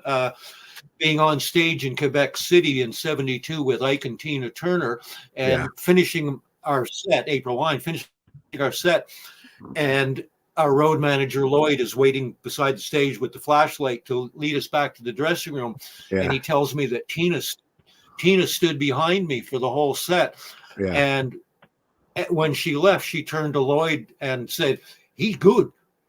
And it was just, when Lloyd told me that, I just, I think I levitated for a while after. I heard that. Well, I remember reading in your book too, you had Stevie Wonder or whatever started jamming with you guys too, eh? Yeah. Playing doing our sound check the very first time at the Montreal Forum, and all of a sudden here's this funky clavinet sound, and we look around. There's Stevie up behind, sitting at his clavinet there, with that ear-to-ear grin and those orange amplifiers behind him, playing along as if he wrote the darn song. Yeah, I know. But he has that gift. He can do that. Yeah. He doesn't have to. Stevie doesn't have to ask you what are the chords. No. He just It's kind of like B.B. King. Jim, you got a favorite? He says, "I don't play chords." He says, "I just, Yeah. do chords." What'd you say, Rich? Jim, you got a favorite rock and roll moment? Oh, gee, I have a couple. Yeah.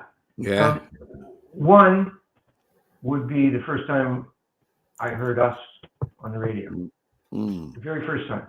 It was like, oh my God. There's nothing like it. Where were you?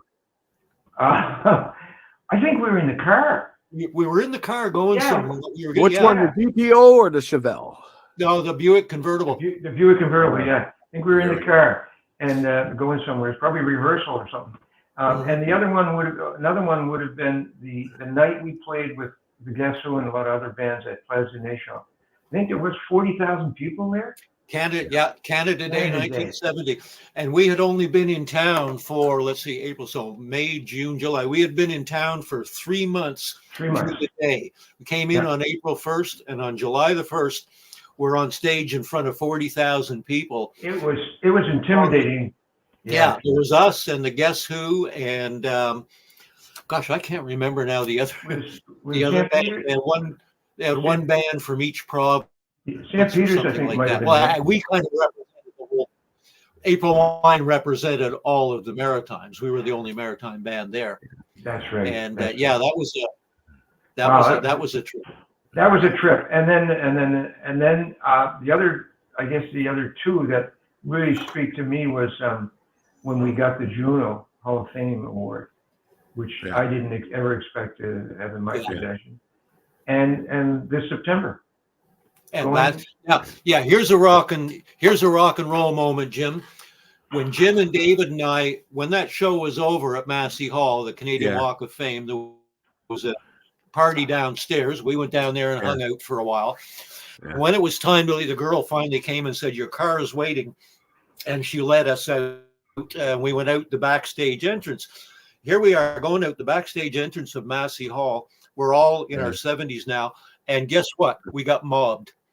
The fans were all waiting at the door, and the girl had a lot of trouble getting us into our car to get us out of there to get back to our hotel. It was wonderful, just wonderful. God bless them. Yeah. They waited outside. They had bags of things to sign for us to sign. Everybody wanted pictures taken with us, And here we are. I mean, David and Jimmy and I, we got out of that band over 50 years ago, And here's this fantastic, huge group of people, and not teenagers like they used to be, but that was a wonderful rock and roll moment.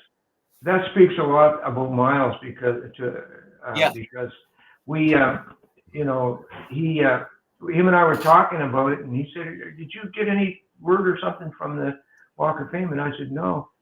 So he contacted them and talked to somebody and said something. The next thing I knew, David and I and Rich were getting invited to the show, and we were part of the Walk of Fame presentation, and also we got our little whatever they are when they come, a certificate or something, and that's really something. I mean, it really is. Oh yeah. And that all started with a meeting at the Mill Tavern.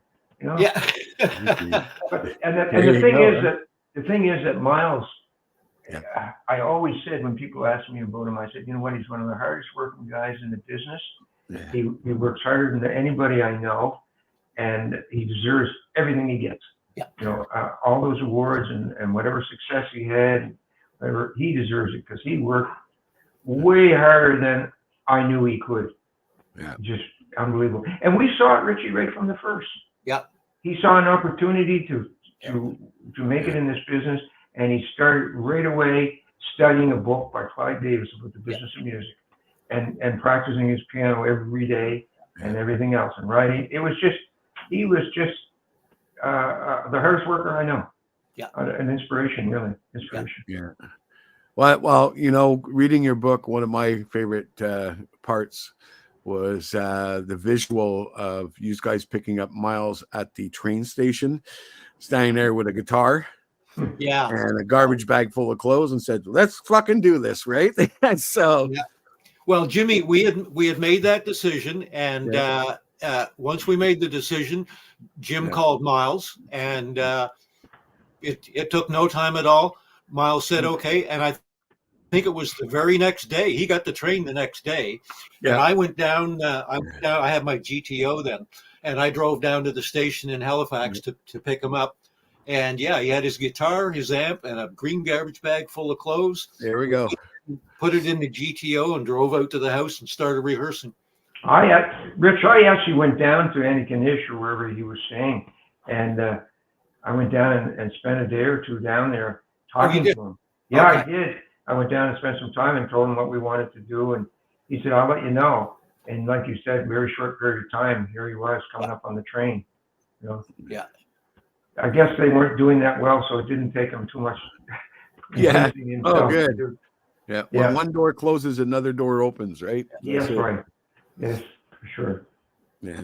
But, going back to everything, like I said, there's no, everything falls into place. I'm a religious person myself or whatever. And I believe, everything in life has a reason for it. God's already got the plan. He's put it all together and everything has all fallen into place for all of you because it was already. We just have to say yes. Yep. That's it. It's just about choice. That's about it, choice. And you know what? I totally respect the fact that you and Dave kind of said, okay, this is not. Let's try something different, and that you were always wanting to move on to the next thing or whatever. And I love that artisticness about you. I've been the same way throughout my career. Doing this, like I said, started off trying, I think like a musician, but I can't play shit for any instruments or whatever, just a little 3-chord rock here and there. But I found myself in the radio business. This was my way of finding a way. Now, I've never really been some big, huge superstar, well-known name across Canada or, I never did it for that. I've always done it in support of the bands that don't get that airplay and giving them a chance to get heard alongside with everybody else, because it got to a point where it's like, if you weren't signed by a label, we don't want to know nothing about you. Everything's just so commercialized and so on. And then if that was the case, amazing bands such as yourself would have never really gotten noticed or anything along the way. It would have all just been, how much is this, I can't subscribe to that sort of stuff. So what I do is I try to support local bands as much as possible, bands from around the world.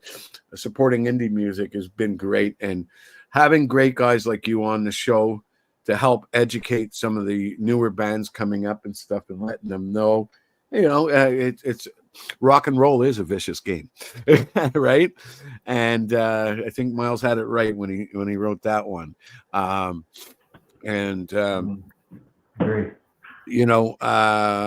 Is there anything you would like to say as advice to any bands out there who are just starting out and wanting to find themselves a career in this? I always tend to tell them, listen, be yourself. Don't do it because you want to, get that big, huge recording contract and, be some star over the world. Then you're somebody's bitch, as far as I'm concerned, But what type of advice would you give them? What would be the best advice? Like Jim said, work hard. It takes hard work. It does. Concentrate on the songs. Yeah. The song, in the end, no matter what, you can be a virtuoso musician. You can be the world's most amazing guitar player. If you don't have a song that people will connect with, nobody cares. There's nowhere to go. There's nothing to do. You've got to have the song. So that's what you work on. Work on the songs. Work on the music. Would be my only advice. I mean, I can't speak highly to any level other than what I'm at, and I'm at a level in music where I kind of I'm not involved with any label, I have a promoter, but I don't. Well, you run as an indie yourself. You've been in the business long enough to know how the career runs, and I'm classified as an independent artist, indie artist, but I left before. The only thing that I knew about what my experience with on the level that AprilWine was when we were there, Rich, was, like you just said, the very, very hard work. That's what we did. We did a lot of hard work and have smart people with you, great people with you. Your musicians got to be somebody who really makes you look better than you are, right? Yeah. But they got to be team players. They have to be team players, but they got to be better than you are, I think, and because it makes it stand up, or as good as you are. Anyways, you can't. It's no good playing with somebody that doesn't have the abilities up to your part. But I Today, what I do is I try to do the best I can, like to try to be the best singer I can, and the best guitar player I can, and the best songwriter. And that's all I can really do. But it depends on how much time I want to spend on it, and how much I want to learn from other people and other sources and whatever it might be. Because it's not a game. No. It's not a game. Even though Mom said it was a vicious game, it's really not a game. It's a serious business. Yeah. Well, that's it. Talking about the business end of things or whatever, going back to bringing up Frank again, when I first interviewed him, he said something to me that was quite strange. He says he remembered being in the back of some city and back of some auditorium and so on. And he said he remembered standing on the tour bus. And he says all these people are going around with Frank Marino Mahogany Rush T-shirts and stuff. He's got 3 trailers of equipment and this, that, and so on. And then he thought to himself, who the heck is paying for all this? You know? And then he started digging in deeper and realizing, exactly how it was going. It's like you're living on borrowed money type of thing sometimes in the career. Back then, that's the way it was.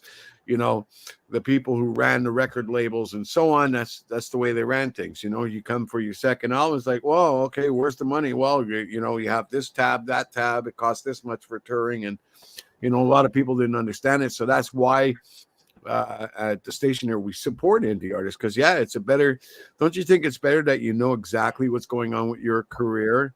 And I'd rather be paying the stuff out myself than having some other Yahoo saying, oh, it costs $42,000 for that, and realistically, you probably could have did it for $27,000. You know, you get my point. Phil. Can I go back, Phil, to something you said about you know, you said you didn't play as well as you'd like to, or whatever it was. The other thing that neither Rich and I have really mentioned is you have to have talent. Yeah, you got to have talent that you can develop, and you know. And take it to where you can. You don't have the talent. If you don't have the talent, either as a singer or as a guitar player or as a songwriter, you can work all you want. Now you can only go so far. That's true. That's true. You need the talent, and there's lots of talented people in the that play music, but whether or not they're prepared to sacrifice and work hard, and is another question. They can have talent without to work hard and it doesn't do much good. You got to have the combination of both of them. That's something Miles had.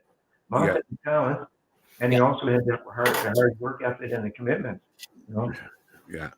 And I'm going to be honest with you, Jim. The submissions we get in constantly and so on and so on, that is a very rare thing to find nowadays. And in today's age of radio and music and so on, we're trying to find, that song that we think, okay, that's radio airplay. That's good. You know, they really did well. They put their effort. You can see the work ethic into the song.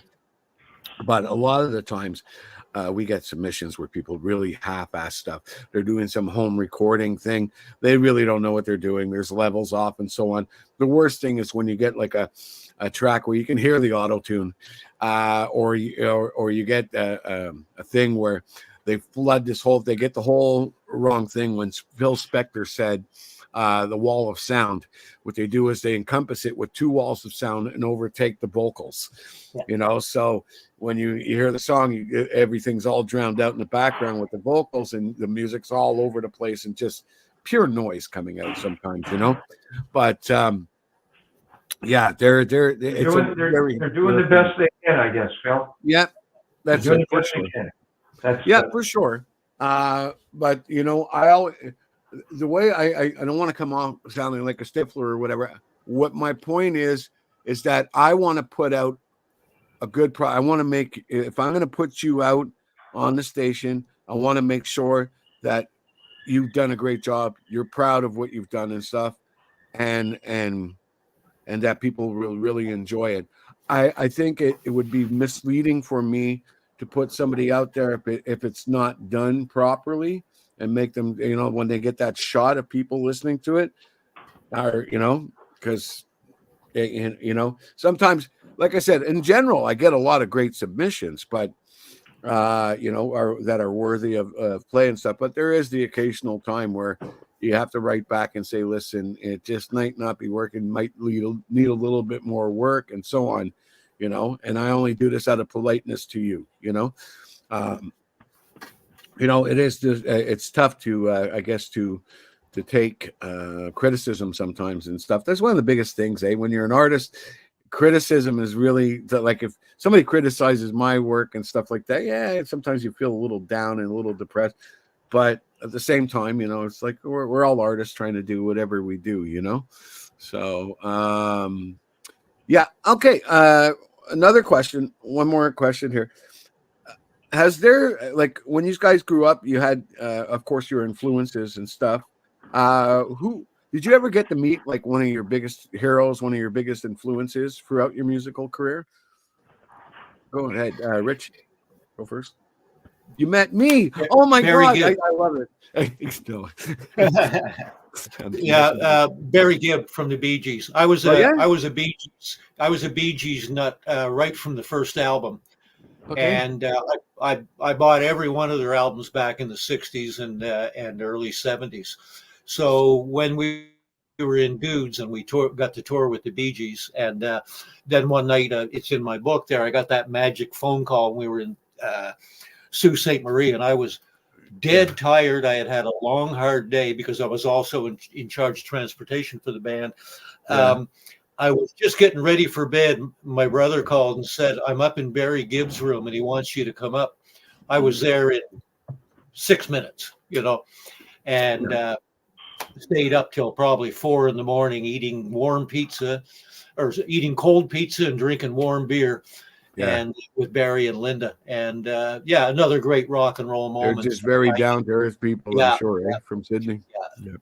I got to meet a lot of people, but I would have to say most recently at the Canadian Walk of Fame thing, I finally got to meet some people, Canadian guys who are heroes of mine, like Bill Henderson from Chilliwack. Yeah. And got reunited with Michelle Pagliaro, who I hadn't seen for years, and Paul Hoffman from Life. And as you know, Corey Diabo is playing with him now. That's right. Yeah. That's it. Original guitarist of Jonas and the Massive Attraction. Yeah, I love the guitar playing. Well, I bought a Gibson guitar from Corey a couple years ago. It's back there somewhere. Yeah. No, he's quite the talented musician himself. Yeah, for sure. Jim, so who's the? You know what I was thinking as Ritchie was sharing there, and I mean, one of the people that I admired and I did get to meet and spend some time with was Burton Cummings back. That was in the early 70s, I think. Ritchie, at Laughing. Remember Laughing? Yeah. But of late, no. I guess. I just met James Taylor's daughter here a little while ago, Sally, and that's the closest I've come, to meeting one of his children, mm-hmm. And we were chatting, and I found that interesting because when we were in Saint Sever, I mentioned, I used to listen to James Taylor. I was a big fan, and still am a big fan of James Taylor's, and to meet a sibling of his, and who's also an artist in her own right. Well, it's kind of neat. It was kind of neat, a second generation type of thing, and I, a daughter of Carly Simon, and I know it's second generation, but I was like, oh, yeah, that's your parents. Oh, that's cool. Yeah, definitely. Yeah. Well, the best part about radio is I get to meet all my heroes, like you guys. Every single time I get to do an interview like this, which is really great, and I really appreciate you guys coming on the show here today and sharing some moments. This might have to be a part 2 thing too, because we wanted to touch on a lot of stuff. But I just really wanted to make this a cool family reunion, talk about the good old days, and see if we can inspire some people. But let's get on to the serious stuff now. Jim, let's show that book again. What book? Sorry, Ritchie. show me that. I know that was bad. Well, this is a guy who doesn't even have a camera working right now. So what do you expect? Yeah, that's what's going on. No, I have a bad cold. Also, I'm on a little medicated right now, so I didn't want to miss this for the world. So, Well, got look at that. pictures too. Yeah. Look, people, pictures and got everything. pictures just in case you're not a good That's reader. cool. That's cool. Yeah. It's a great I'll tell you what was. I'll tell you what was another great rock and roll moment was seeing this page for the first time. You know, when you have a book, you get your ISBN number, whatever that is, and all these other numbers there, identifiers, library and archives, Canada cataloging, and all this. And I said, boy, that's so official. Wow. Yeah, I know. It's kind of like money, eh? Yeah, it's great. Publisher makes it official. And that's it. It's a great Yeah, book. how has the book been doing? A lot of you get any good comments back on the site and stuff from some who have read it? Yeah, according it's a year. It's a year and a week since it came out. It came out April 15th last year, and the total sales for last year were. Everybody tells me for a Canadian book, that's a pretty impressive number. What was the number, Rich? You dropped out, Rich? Well, a lot. It was a lot of books. Wait, no, a lot of books. Oh, you got a lot of books. Oh, you sold a lot of books. Okay. I'll email you. Okay. I'll email you. I love that. I love it. Cousin trying to give a little tag there. No, that's you fun. know what? You know what? I've always tried to be humble about things like that, and the truth is, it's not hard because I'm by nature kind of a shy, withdrawn, self-conscious kind of person. Yeah. So I'm not given to just suddenly saying, "Hey, I sold X number of books." I don't mind. It's the kind of thing I don't mind talking about in private. And that exactly. Yeah. It's like, I'm the same way with my birthday. Yeah. Sorry, people. If anybody who's out there that's wanted to know how many I sold. Well, they tell me it's a respectable number. No, you know what you need to answer. You know what you need to answer, Rich? You need to say, not enough people. Go out there and buy my book. I never could do the hard sell. Oh, God. There we go. So where's this book available? They can catch it on Amazon and many other places. Amazon, Chapters Indigo, in the States Barnes and Noble, and it's in just about any brick and mortar bookstore is likely to have at least one or two copies. Any bookstore I've been to locally has it on their shelf. Libraries have it too, by the way. Yeah, and all the major libraries. That's good. Can I mention? Can I mention something that just came into my mind? Yeah, sure. Yeah. I had a call from a chap down here in Nova Scotia. He asked me if I could put something together with David, and we thought of Rich too. But Rich, you don't play as a drummer any longer, so it didn't work with you. But the guy said, "Can you ask David to join you for a show?" I said, "Oh my God, I don't know. We haven't played together in 50 years." Anyways, we are doing a show here in down at a festival, small festival, with the bass player and drummer that I played with in Miles's quartet, Bruce Dixon and Steve Gates. Very, very nice musicians. And David's been rehearsing the songs, and we get together on whatever FaceTime or something. Yeah, FaceTime, go through them, and we're going to have one rehearsal, and then we're going to do a 45-minute set. So this is quite an exciting thing to be doing at our age. Really. So sorry, did you know about? Yeah, I wish I could. I'd like to be there to see that. I don't know if I'll be. What's in July? It's July, but I don't remember the exact date. Yeah. That's down on the Northumberland Strait. I think it's the 13th, to be honest, Rich.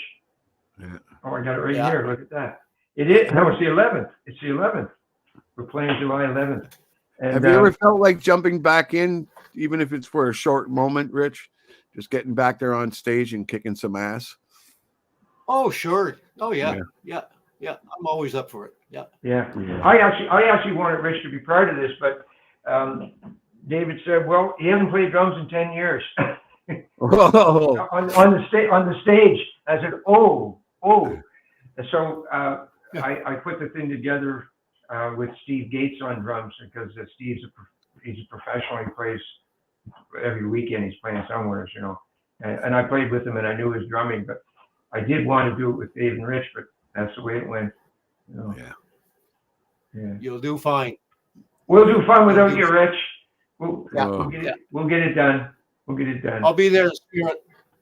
Okay, good. Yeah. I love it, man. You can tell you guys are like close, that family. That's one thing about being an Easterner. My family comes from Caraquet, New Brunswick on my mother's side. And so I got a little maritime in me also there. But yeah, there's just such a difference. I remember going to St. Stephen's, New Brunswick one time, and we walked into that town. I think it was a church retreat or something like that. And it was like, "Where are you staying?" And I'm like, "We're staying at the hotel." No, don't worry about it. I'll get my son or my daughter there. They'll give up their bed. You come stay with us and all this stuff. And there's that hometown like closeness or whatever, like manners, politeness, morals. It's like all there on the East Coast. And you get into the cities, forget it. Yeah. Maritime hospitality, buddy. You got it. And our parents were very close. Mom and dad were close to my mom and dad, so it extended into the family too. Yeah. Especially with David and I and Rich. I mean, we being more of the older ones. Yeah. You know.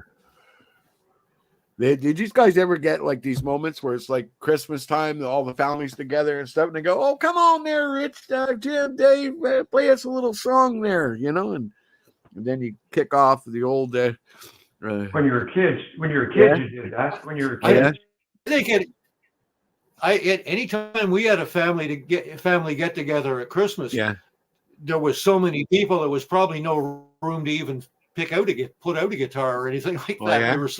There was so many of us, and always in small houses. So yeah. I was just hoping that here's some cool stories about like a cool little jam session with Uncle Tom and what I mean. It's always fun to see that stuff happen. Sometimes some of the coolest jam sessions happen in kitchens. Oh yeah, that's it. You're sitting around having a couple of beers, and the next thing you know, ding a ding, and we're off. So. Anyways, I wanted to take the time to thank both of you for coming on the show here today, especially you, Jim. I know to take you out of your schedule. We were supposed to have Brian was supposed to be a part of this, but of course he's out on tour with AprilWine. Yeah. And of course, your brother was unable to make it because he had a prior date too. So maybe next time we can get Dave on also. But I really want to thank you both for coming on to the show here today. I'm sorry you didn't get to see much of me. But the technology. The problem is like if I try to go back to reset the camera, I'll lose the whole signal.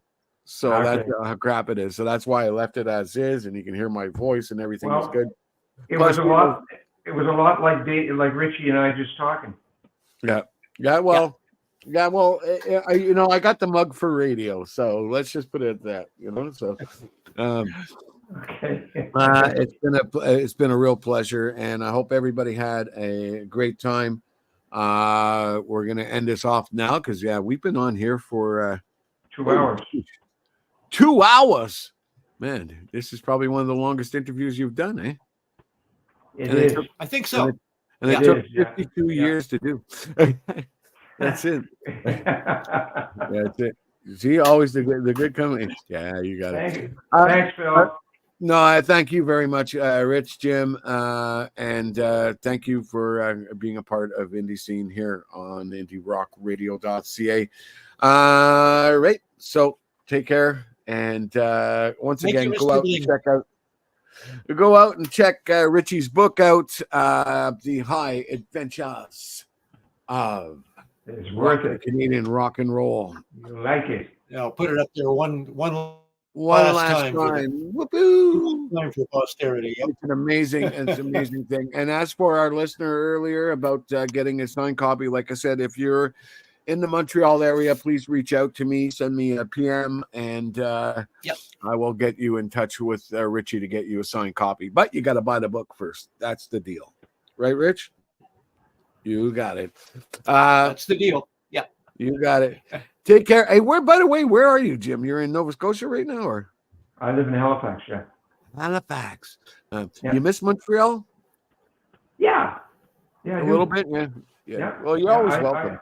I like Montreal. It's changed a lot since I lived there, but my wife and I were up about 5 years ago, and we went up to Saint-Sever, and it was like, holy smokes. No, everything shuts down now at like 10 o'clock at night, and it's horrible. Remember, it used to be like a nightlife. It's a little town. It's a little town now. Yeah, no, now all that we were used to back then, and Warren Heights and all that, that's all moved up to Mont Tremblant now.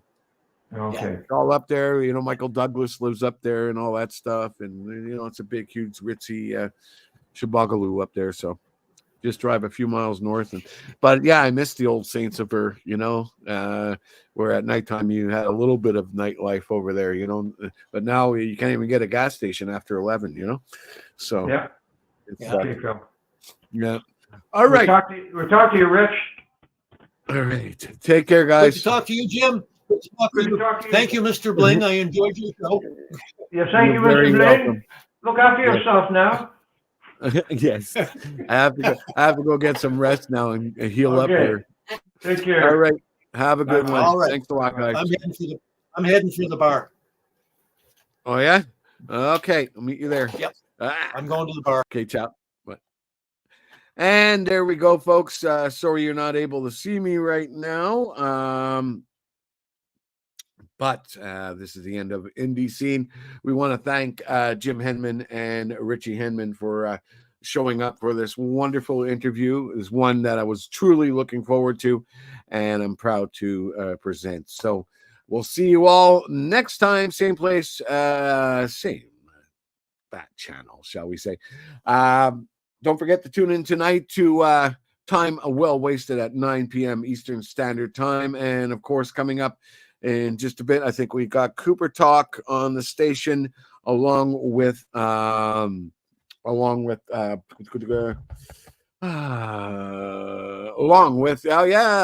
Plow Zone coming up for you in just a bit.